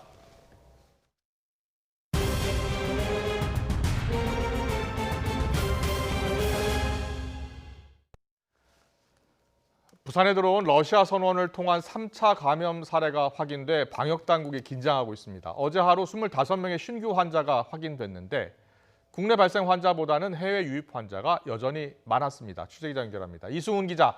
네, 이승훈입니다. 네, 러시아 선박을 통한 3차 감염 사례가 확인됐다고요? 예, 그렇습니다. 방역당국은 러시아 선박에 올랐다 확진된 수리공의 가족 1명이 추가로 양성 판정을 받은 걸 3차 감염 사례로 판단했습니다. 러시아 선원의 1차 감염, 수리공의 2차 감염, 또 이 수리공과의 접촉에서 감염이 됐기 때문에 추가 확진자는 3차 감염이란 겁니다. 방역당국은 그러면서 앞서 확진된 수리공 8명에 대해서는 선박 수리 때 선원들로부터 감염됐는지 아니면 먼저 감염이 된 뒤에 동료들에게 전파된 건지 앞뒤 관계를 파악할 필요가 있다고 덧붙였습니다. 다만 모두 비슷비슷하게 발병을 했고 또 같은 회사 소속이라는 점에서 수리 과정에서 노출됐을 가능성이 좀 더 큰 걸로 보고는 있습니다. 방역당국은 이제 부산시와 함께 조사를 더 진행해서 좀 더 확실한 내용이 나오면 공식 발표할 예정입니다. 해외 유입 환자를 통한 3차 감염 사례가 확인된 만큼 걱정이 되는데요. 신규 환자만 보면 오늘도 해외 유입 환자가 국내 발생 사례보다 많았죠? 지금까지 확인된 국내 코로나19 신규 확진자는 모두 25명입니다. 이에 따라서 누적 확진자는 이제 14,175명이 됐는데요. 신규 발생을 유형별로 보면 국내 발생이 9명, 그리고 해외 유입 사례가 16명입니다. 이라크 입국자, 또 러시아 선박 집단 감염 등의 영향으로 해외 유입 신규 환자가 많은 겁니다. 국내 발생을 지역별로 보면 주로 수도권 신규 확진자가 많습니다. 서울 6명, 경기 2명, 그리고 부산에서 1명의 신규 환자가 확인됐습니다. 해외 유입 환자는 7명이 검역 단계에서 확인이 됐고요. 9명은 격리 중에 검사에서 확인이 또 됐습니다. 국적별로 봤을 때는 외국인이 7명이었고요. 내국인은 9명이었습니다. 한 명의 추가 사망자가 확인돼서 이제 누적 사망자도 299명입니다. 또 완치 후 격리 해제된 사람은 15명이고요. 971명이 지금 현재 격리돼서 치료 중인데 이 가운데 위중, 중증 환자는 모두 14명입니다. 지금까지 YTN 이승훈입니다. 중앙방역대책본부는 지난 24일 귀국한 이라크 파견 근로자 293명 가운데 2명이 오늘 추가로 확진 판정을 받아 누적 확진자가 76명으로 집계됐다고 밝혔습니다. 방대본에 따르면 입국 직후 검역 과정에서 42명이 확진됐고 34명은 무증상 상태로 입국해 임시생활시설로 옮겨진 뒤에 시행한 진단검사에서 확인됐습니다. 코로나19 확산을 막기 위해서 해수욕장 마스크 착용 의무화 조치가 내려진 이후 첫 입건 사례가 부산 해운대 해수욕장에서 나왔습니다. 50대 남성이 마스크를 쓰라는 경찰 말을 무시하며 욕설을 퍼붓다가 결국 현행범으로 체포됐습니다. 김정호 기자의 보도입니다. 휴일 오후 부산 해운대 해수욕장. 50대 남성이 경찰을 향해 화를 내며 욕설을 퍼붓습니다. 뭘 나가? 왜 나가 내가? 너가 나가 임마! 안 나갈 거야! 마스크를 쓰지 않은 남성이 금연구역에서 담배를 피우고 있다는 신고를 받고 출동한 경찰. 마스크를 쓰던지 해수욕장 바깥으로 이동하라는 지시를 하자 벌어진 일입니다. 당시 주변에는 다른 관광객도 많았지만 해당 남성은 마스크를 쓰라는 경찰 말을 10분 이상 무시했던 거로 조사됐습니다. 처음에는 경고였지만 상황이 더 나빠지자 경찰은 감염병 예방법 위반과 모욕 혐의로 해당 남성을 체포했습니다. 당시 해수욕장을 이용하고 있는 많은 시민들에게 혹시나 모를 감염의 위험이 있어서 대상자를 현행범으로 체포하게 되었습니다. 해수욕장에서 마스크 착용이 의무화된 뒤 첫 단속 사례로 해당 남성에게는 최대 300만 원 벌금이 부과될 수 있습니다. 24시간 마스크 착용을 하셔야 되고요. 야간에 19시부터 다음날 06시까지 2명 이상 모여서 음주나 취식행위는 하시면은 제한이 발생합니다. 피서철 해수욕장에서 코로나19 확산을 막기 위한 이번 단속은 다음 달 15일까지 계속됩니다. YTN 김종호입니다. 영국 정부가 오는 26일 0시를 기해서 스페인 방문 귀국자들을 대상으로 2주간의 의무격리 조치에 들어갔습니다. 스페인의 코로나19 재확산에 대처하기 위한 비상조치였지만 여행객들은 시행을 불과 몇 시간 앞두고 발표된 데 분통을 터뜨렸습니다. 박상남 기자의 보도입니다. 현지 시간 일요일 스페인 바르셀로나의 한 공항. 영국행 항공기 탑승 수속을 밟기 위해 많은 사람들이 체크인 카운터 앞에서 기다리고 있습니다. 이 승객들은 영국에 도착하는 대로 예외 없이 2주일 동안 자가격리 생활을 해야 합니다. 영국 외무부가 일요일 0시 이후 스페인에서 귀국하는 모든 사람들을 대상으로 2주간 의무격리 조치를 시행한다고 발표했기 때문입니다. 이번 조치는 시행을 불과 몇 시간 앞두고 발표됐습니다. 여행객들의 불만이 터져나왔습니다. It's a bit crazy considering the restrictions in place in Spain already are really good with the masks, with disinfecting everything, with hand wash in the shops. That's better than what we have in London. So it seems a bit crazy to be imposing quarantine, in those circumstances. This is okay to be here, and I'm very disappointed in our own government doing this to us while we're out here. 하지만 영국 정부는 스페인 내 코로나19 확산세가 심각해진 상황에서 불가피한 결정이었다며 국민들의 이해를 구했습니다. It's very difficult, as you say. The outbreak from Spain took place on Friday. We responded directly to it on Saturday. So we can't foresee quite what will happen in different countries in Europe. But 이번 조치는 스페인 관광 산업에 큰 타격을 줄 전망입니다. 지난해 스페인을 찾은 외국인 관광객의 20%를 영국이 차지할 만큼 영국인의 비중이 높기 때문입니다. 영국에 앞서 노르웨이도 스페인 방문자들에 대해 귀국 시 10일간의 의무 격리를 재도입했고 프랑스는 스페인 카탈루냐 지역에 대해 여행 자제령을 내렸습니다. 스페인 보건부는 현지 시간 지난 금요일 신규 확진자가 900명을 넘었다면서 2차 감염 확산 가능성을 경고했습니다. YTN 박상남입니다.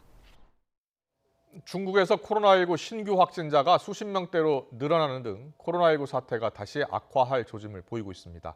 지난주 전시상태 돌입을 선언한 다렌 시는 주민 600만 명 전원을 대상으로 핵산 검사에 나섰습니다. 이동원 기자의 보도입니다. 지난 일요일 하루 중국에서 61명의 코로나19 신규 확진자가 발생했습니다. 닷새 연속 증가세를 보이는 가운데 해외 유입이 아닌 국내 확진자는 57명에 이릅니다. 확진자와 별도로 통계를 집계하는 무증상 감염자는 44명이 새로 나왔습니다. 신규 확진자의 대부분인 41명이 중국 서부 신장 위구르 자치구에서 나왔는데 모두 주도인 우루무치에서 발생했습니다. 신장 보건당국은 우루무치에서 2차 대규모 핵산 검사에 들어갔습니다. 核酸检测也是医院的人过来到小区这边来，然后喊我们，然后我们就下来，也不用让我们去医院。 북한과 인접한 동북 삼성도 비상입니다. 라오닝성에서 14명, 지린성에서 2명이 새로 확진됐습니다. 7月26号，在辽宁新增的14例本土确诊病例，都为大连市报告的无症状感染者转归确诊病例。 특히 지난 22일 수산물 가공 공장 직원 1명이 확진된 후 확진자가 늘고 있는 다롄시의 경우 600만 명인 주민 전원을 대상으로 핵산 검사에 들어갔습니다. 다롄시는 지난주 전시 상태를 선포하고 양로원과 유치원, 실내 공공장소를 폐쇄했습니다. 버스와 택시 등 대중교통 운행도 금지했고 화물 차량은 출입증을 제시하도록 했습니다. 지린성에서 발생한 확진자 2명은 다롄시에서 유입된 사람입니다. 따라서 지린시는 다롄을 방문한 적이 있는 사람은 모두 당국에 신고하도록 했고 일부 지역은 다롄에서 온 사람들을 1, 2주 자가 격리하도록 했습니다. YTN 이동원입니다. 코로나19로 중국에 돌아가지 못하는 한국인 유학생과 취업자 등이 다음 달부터 비자를 받아 중국에 입국할 수 있을 것으로 보입니다. 장하성 주중 한국 대사는 오늘 베이징 특파원들과의 간담회에서 중국이 유학생과 취업자, 비자 신청 시점에 유효한 거류증이 있는 교민 등 3개 그룹에 대한 비자 발급에 합의했다고 말했습니다. 비자 발급 개시 시점은 8월 초가 될 것으로 알려졌고 거류증을 가지고 있었지만 기한이 만료된 사람은 입국 가능 대상에서 제외됐습니다.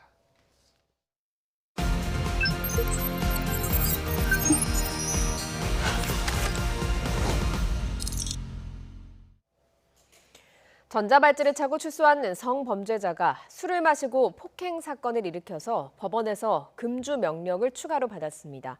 그리고 불과 엿새 뒤 12시간 동안 또다시 술을 마셨는데요. 법무부는 이 사실을 알고도 방치한 것으로 확인됐습니다. 당사자가 직접 YTN에 제보하면서 이런 사실이 알려졌습니다. 홍민기 기자가 취재했습니다. 성폭행 범죄를 옥살이한 뒤 2018년 5월 출소한 A씨. 추가 범행을 막기 위한 전자발찌를 찾는데 그러고도 술에 취해 버스기사를 폭행하고 경찰을 위협하는 등 사고를 저질렀습니다. 결국 법원은 지난 8일 혈중 알코올 농도 0.05% 이상 술을 마시지 말라고 추가 명령을 내렸습니다. 그런데 지난 14일 A씨는 자택에서 지인과 함께 술을 마셨습니다. 정오부터 시작된 술자리는 집 밖으로 나가 저녁 늦게까지 이어졌고 A씨는 자정쯤 유흥업소를 방문했다가 그대로 잠들었습니다.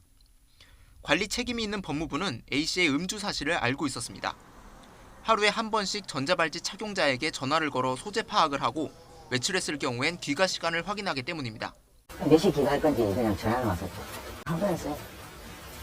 11시 50분에서 12시 사이에 항상 하니까요, 전화를. 법무부의 확인 전화를 받은 A씨는 아내와 함께 있다고 거짓말을 했고 법무부는 이를 고지고대로 믿고 A씨를 그대로 내버려뒀습니다. 이제 배우자랑 같이 있고 이제 주소 시점 들어가겠다 하니까 이제 야간 근무자는 이제 그 외출 제한 위반한 그 긴급한 출동 사항이 있으니까 그쪽을 이제 우선. 법무부는 또 A씨가 음주 제한 상태라 하더라도 술자리 자체를 문제 삼을 수는 없다는 입장입니다. 단순히 본인이 뭐 술자리에 있었다 그 부분만으로 뭐 준수 사항 위반은 뭐 아니죠. 준수 사항이라는 부분은 이제 보호관찰관이 이제 계속 지켜보면서 이 부분을 체크를 하고요. 그 부분이 중대하다고 판단을 하면은 이제 제재 조치를.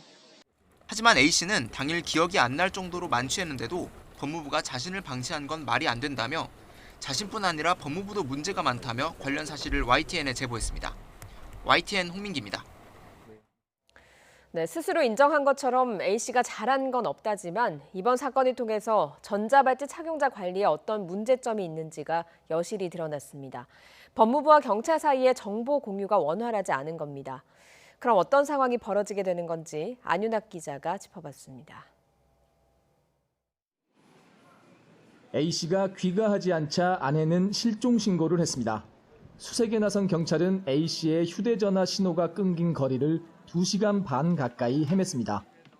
핸드폰 위치값이 뜨는 데가 역 3번 출구 쪽이에요. 발견을 못 해가지고 또 집 쪽으로 가는 길에 있을까봐 해가지고 집 쪽까지 쭉 다 수색을 했다는 거죠.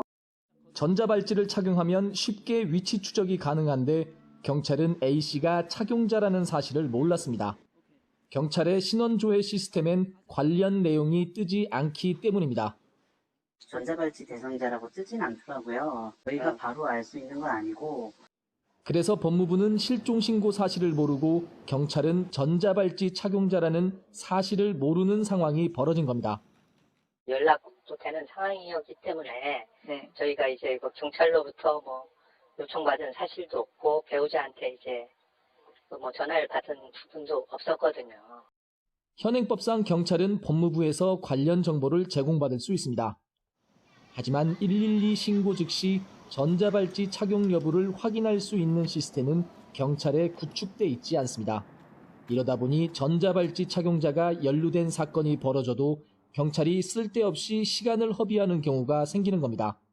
그 실종 신고가 들어왔을 때 이 사람은 전자발찌 착용자구나 이렇게 경찰이 초등 단계에서 알 수가 있느냐도 없단 말이에요. 와중에 재범을 할 수도 있는 거고 그런 거죠. 법무부는 개인정보에 해당돼 완벽한 공유는 불가능하다는 입장입니다. 하지만 전자발찌가 재범 위험성을 낮추기 위한 장치인 만큼 전과 기록을 사법기관끼리 공유해 비효율성을 해결해야 한다는 지적도 나옵니다. YTN 안유락입니다. 가습기 살균제로 인해 숨진 사람이 14,000명으로 추산된다는 조사 결과가 나왔습니다. 사회적 참사 특별조사위원회는 오늘 기자회견을 열고 전국 5천여 세대 15,000여 명을 대상으로 가습기 살균제 이용과 피해 경험 등을 조사한 결과를 발표했습니다. 사참위는 이번 조사를 통해 가습기 살균제 관련 사망자가 14,000여 명인 것으로 추정된다며 이는 정부에 접수된 사망 사례 1,500여 건의 10배에 가까운 수치라고 밝혔습니다. 또 가습기 살균제를 이용한 사람은 627만 명가량이 되는데 그 가운데 67만 명이 폐질환이나 비염 등 질병을 앓거나 증상이 심해진 것으로 보인다고 설명했습니다. 오토바이를 탄 외국인 남성이 도심 도로에서 난동을 부린 뒤에 달아나서 경찰이 수사에 들어갔습니다. 택시를 막아서고 기사를 폭행한 건데요. 택시 안에는 기사의 가족들이 타고 있었는데 영문도 모른 채 아버지가 욕설을 듣고 폭행당하는 모습을 지켜봐야 했습니다. 차상은 기자의 단독 보도입니다. 부산 광안리 해수욕장 인근 도로. 오토바이를 탄 외국인 남성이 택시를 막아서더니 갑자기 차를 손으로 내리칩니다. 흥분한 이 남성은 60대 택시기사 A씨에게 욕설을 계속하고 오토바이에서 내려서도 영어와 우리말을 섞어가며 거친 말을 퍼붓습니다. 택시 안에는 A씨 아내와 딸, 예비사위 등 가족들이 타고 있었습니다. A씨는 상황을 해결하기 위해 연신 미안하다고 말하지만 아랑곳하지 않고 욕설을 퍼붓던 외국인은 급기야 A씨를 때리고 유유히 사라집니다. 불과 1분여 사이에 벌어진 일이었습니다. 아버지 또 맞으시면서도 그냥 죄송합니다를 했는데도 그런데도 그렇게 두 번 세 번 그렇게 치고 나서는 제가 이제 그때 안 돼서 이제 저 너무 당황해서 이제 그 안에서 이제 동영상 촬영을 하려고 이제 신고한다고 얘기하니까 그때 이제 달아난 상황이었어요. 블랙박스 영상에는 택시가 1차로로 서서히 진입하는 모습이 담겨 있는데 가해 외국인 남성은 진로를 방해받았다고 생각한 거로 추정됩니다. 수사에 착수한 경찰은 달아난 외국인 남성을 추적하고 있습니다. YTN 차상입니다. 대전에서 한밤중 귀가하는 여성을 따라가 주거지에 침입하는 사건이 발생해서 경찰이 공개 수사에 나섰습니다. 대전 서부경찰서는 20대 남성으로 추정되는 용의자의 사진과 인상착의가 담긴 수배의 전단을 배포했다고 설명했습니다. 이 남성은 지난달 15일 밤 11시 20분쯤 20대 여성을 10여 분간 따라가서 대전 서구 도마동의 원룸에 침입한 혐의를 받고 있습니다. 용의자는 피해 여성이 현관문을 열고 들어가자 곧바로 뒤따라 들어갔으며 피해 여성이 비명을 지르자 그대로 달아난 것으로 조사됐습니다. 미성년 제자를 성폭행한 혐의로 구속 기소된 전 유도 국가대표 왕기춘이 국민참여재판이 아닌 일반 형사재판을 받게 됐습니다. 왕기춘은 지난달 26일 대구지방법원에서 열린 첫 재판에서 국민참여재판을 원한다고 밝혔지만 재판부가 피해자에 대한 2차 가해 우려 등을 이유로 이를 받아들이지 않았습니다. 왕기춘은 지난 2017년 2월 자신이 운영하는 체육관에 다니는 17살 A학을 성폭행한 혐의로 재판에 넘겨졌습니다. 문재인 대통령이 오늘 청와대 수석 보좌관 회의를 주재하고 1분기에 이어 2분기에도 마이너스 성장을 기록했지만 다른 OECD 국가에 비하면 기적 같은 선방을 했다고 평가했습니다. 이어 3분기에는 반드시 경제 성장을 이루어내겠다는 의지를 밝혔습니다. 문 대통령의 발언 직접 들어보겠습니다.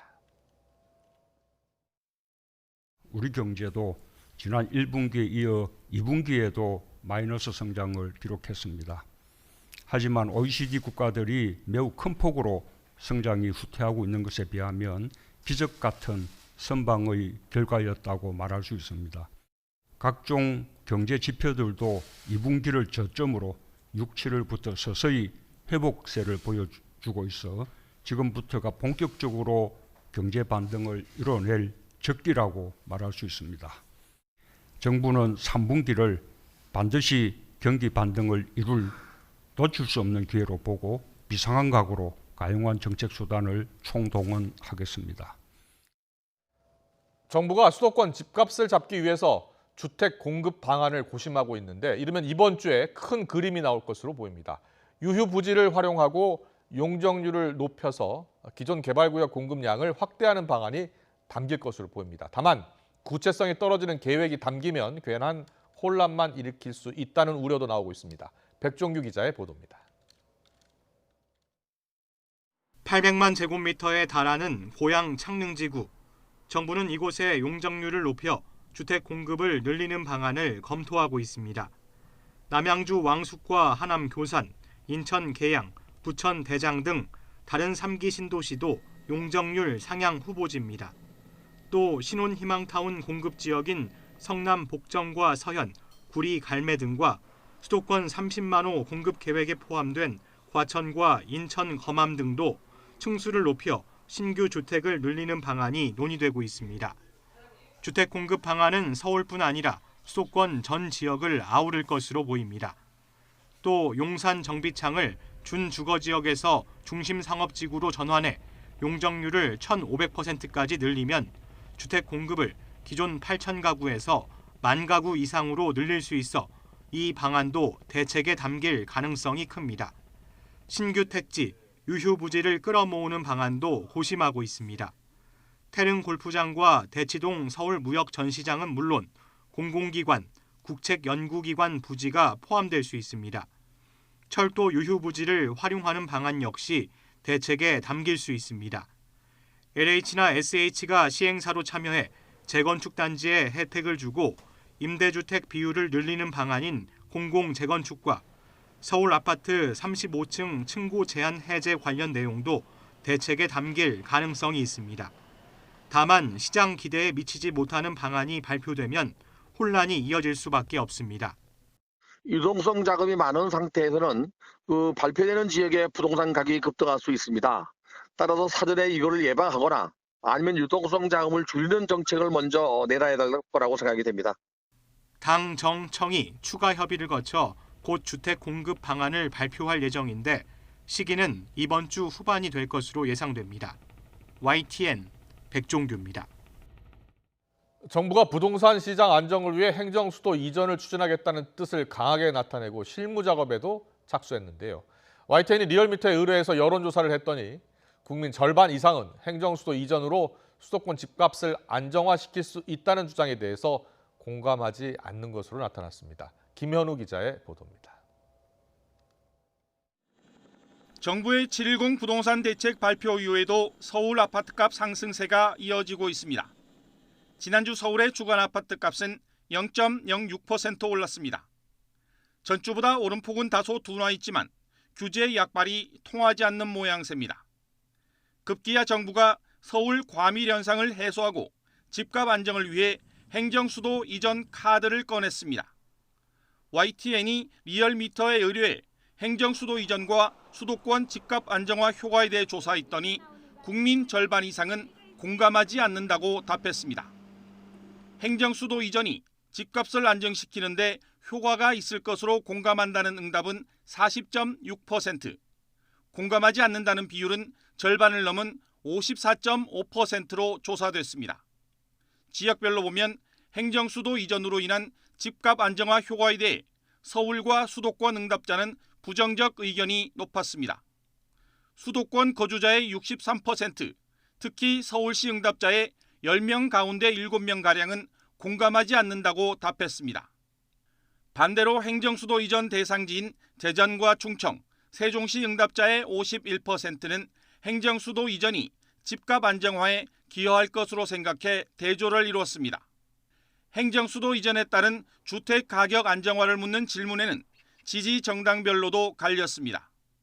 더불어민주당 지지층의 67%가량은 공감했고 미래통합당 지지층에서는 공감하지 않는다는 응답이 78%로 높게 나왔습니다. 대통령의 국정운영 평가에 따라서도 행정수도 이전과 집값 안정화에 대한 시민들의 생각은 차이를 보였습니다.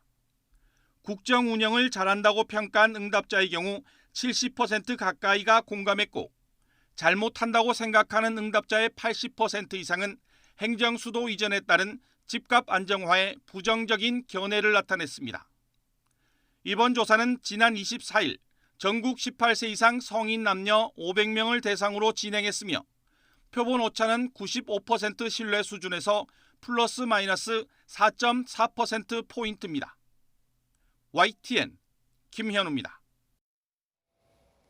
유통업계에서는 대형마트와 소규모 슈퍼마켓 사이에 SSM으로 불리는 기업형 슈퍼마켓이 있습니다. 대기업 계열 슈퍼마켓인데 이들 업소에 대한 영업 규제가 당초 오는 11월에 폐지될 예정이었으나 5년 연장안이 국회에서 추진돼 찬반 논란이 뜨겁게 일고 있습니다. 박병환 기자의 보도입니다. 주택가에서 흔히 볼 수 있는 대기업 운영 기업형 슈퍼마켓입니다. 이마트의 이마트 에브리데이, 롯데쇼핑의 롯데슈퍼, 홈플러스의 홈플러스 익스프레스가 이에 해당합니다.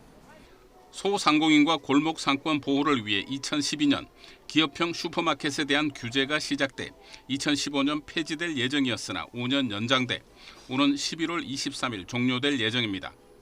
기업형 슈퍼마켓은 이 규제에 따라 월 2회 의무 휴업을 해야 하는데 국회에서 이 규제를 2025년 11월까지 5년 더 연장하려는 움직임이 일고 있습니다. 대기업들의 어떤 조그만 양보로 인해서 어떤 골목에서의 소상공인들이 어떤 생존의 문제를 해결할 수 있다면 이런 제도는 이후에도 계속 존속돼야 된다라고 생각이 듭니다. 하지만 골목 상권 보호를 위해 대형마트와 기업형 슈퍼마켓 영업을 규제하는 것은 별 효과도 없고 시대착오라는 비판도 있습니다. 대형마트의 폐점이라든지 이런 것들이 지역 상권이나 협력업체들에 미치는 영향도 작지 않다고 보거든요. 그래서 억제하고 규제하는 것보다는 다양한 유통 생태계에 참여하는 주체들이 다 같이 상생해서 공생할 수 있도록. 기업형 슈퍼마켓은 최근 몇 년간 경영 실적 악화로 계속 매장 수가 줄어왔고 코로나19 사태로 지불된 긴급 재난지원금도 사용할 수 없어 어려움이 가중됐습니다. 이렇다 보니 골목 상권 소상공인 보호라는 고유의 취지와 시대착오적 명분에 불과하다는 반발 사이의 접점은 좀처럼 찾기 어려워 보입니다. 대형마트와 기업형 슈퍼마켓에 이어 복합 쇼핑몰과 백화점 아울렛도 월 2회 의무 휴업하도록 국회에서 관련법 개정이 추진되고 있어 유통업계의 우려가 깊어지고 있습니다. YTN 박병환입니다.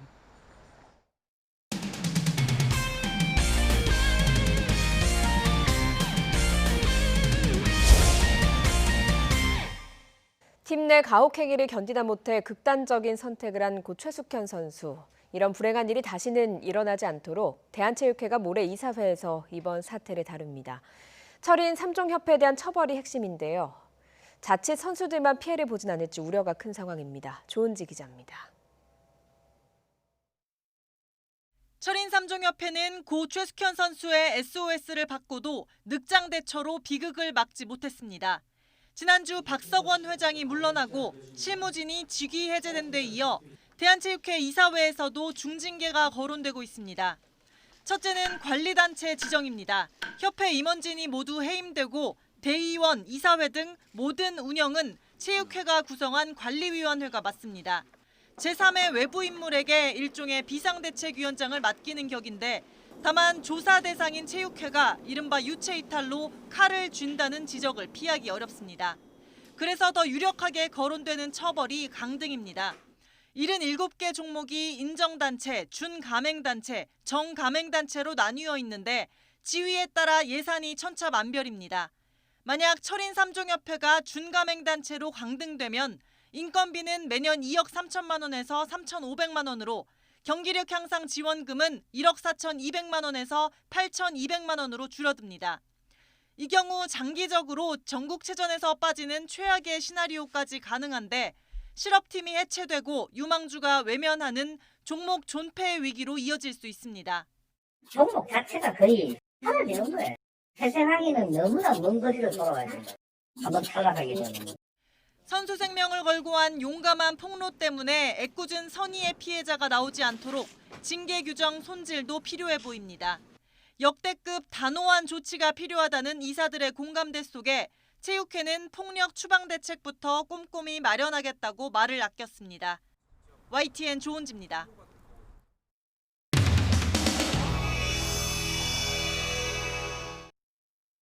자, 문재인 내려와!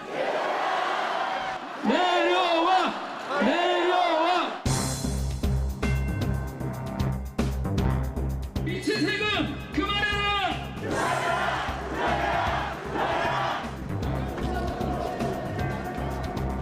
모든 권력은 국민으로부터 나온다. 헌법 치 땀 흘려서 번 돈이다. 국민재산 모아라.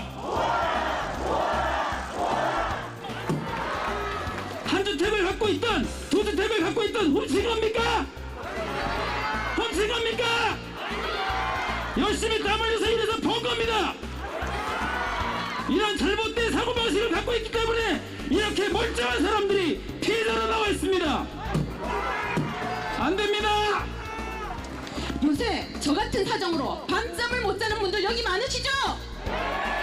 우리나라는 초대 대통령이신 이승만 대통령께서 자유민주주의, 자유시장 경제의 경국 이념과 헌법의 기틀로 이 나라가 세워졌고 발전되어 왔는데 문재인 정부는 이를 완전히 무시하고 민주당한테 던지겠습니다. 집값은 니들이 올렸지 우리가 올렸냐? 하나, 다시. 하나, 둘, 셋!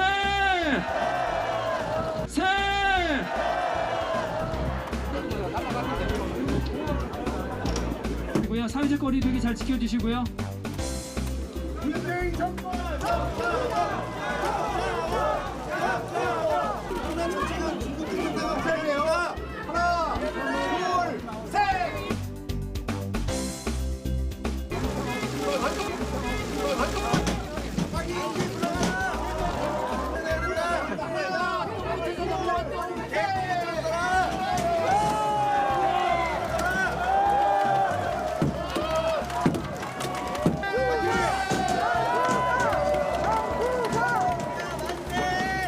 문재인 정부한테는 잊혀져가는 존재입니다.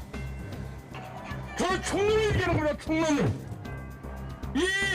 저는 촛불 정권을 지지했어요. 청와대 뒤에서 박근혜를 탄핵하라고 외쳤던 사람입니다. 정말 기대가 많았어요. 한 번도 보지 못한 나라를 만들겠다 하더니 아니 나라를 어떤 방향을 끌고 갑니까 도대체가? 정책 따라 등록인데 이제 와서 주인치 1회 와서 제1치 1회 와서 제1치 오케이. 세상에 보수도판에 가도 노라는 놈들도 지킬 건 지킨다고. 근데 이놈의 정부는 지들이 불리하다고 낙장부림도 안 하고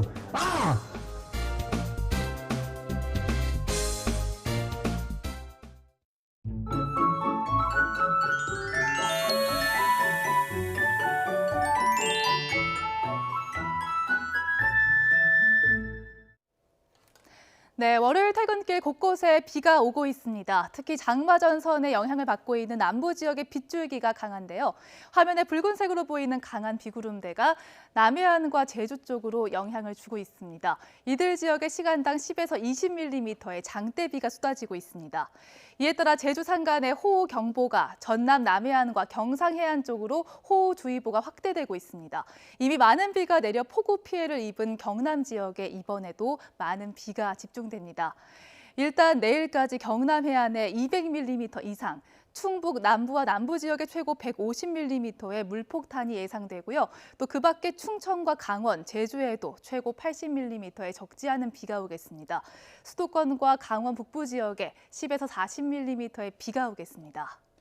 내일 아침부터 중북부 지역의 비는 점차 소강 상태를 보이겠지만 충청 이남 지역은 내일도 종일 비가 이어집니다. 여기에 바람까지 강하게 불겠습니다. 내일 아침 기온은 대부분 20도를 웃돌겠습니다. 서울의 아침 기온 22도, 제주 지역은 25도로 열대야를 보이는 곳이 있겠고요. 낮엔 오늘보다 후덥지근해지겠습니다. 서울의 한낮 기온 29도까지 오르겠고 대구 27도, 제주 31도까지 오르겠습니다.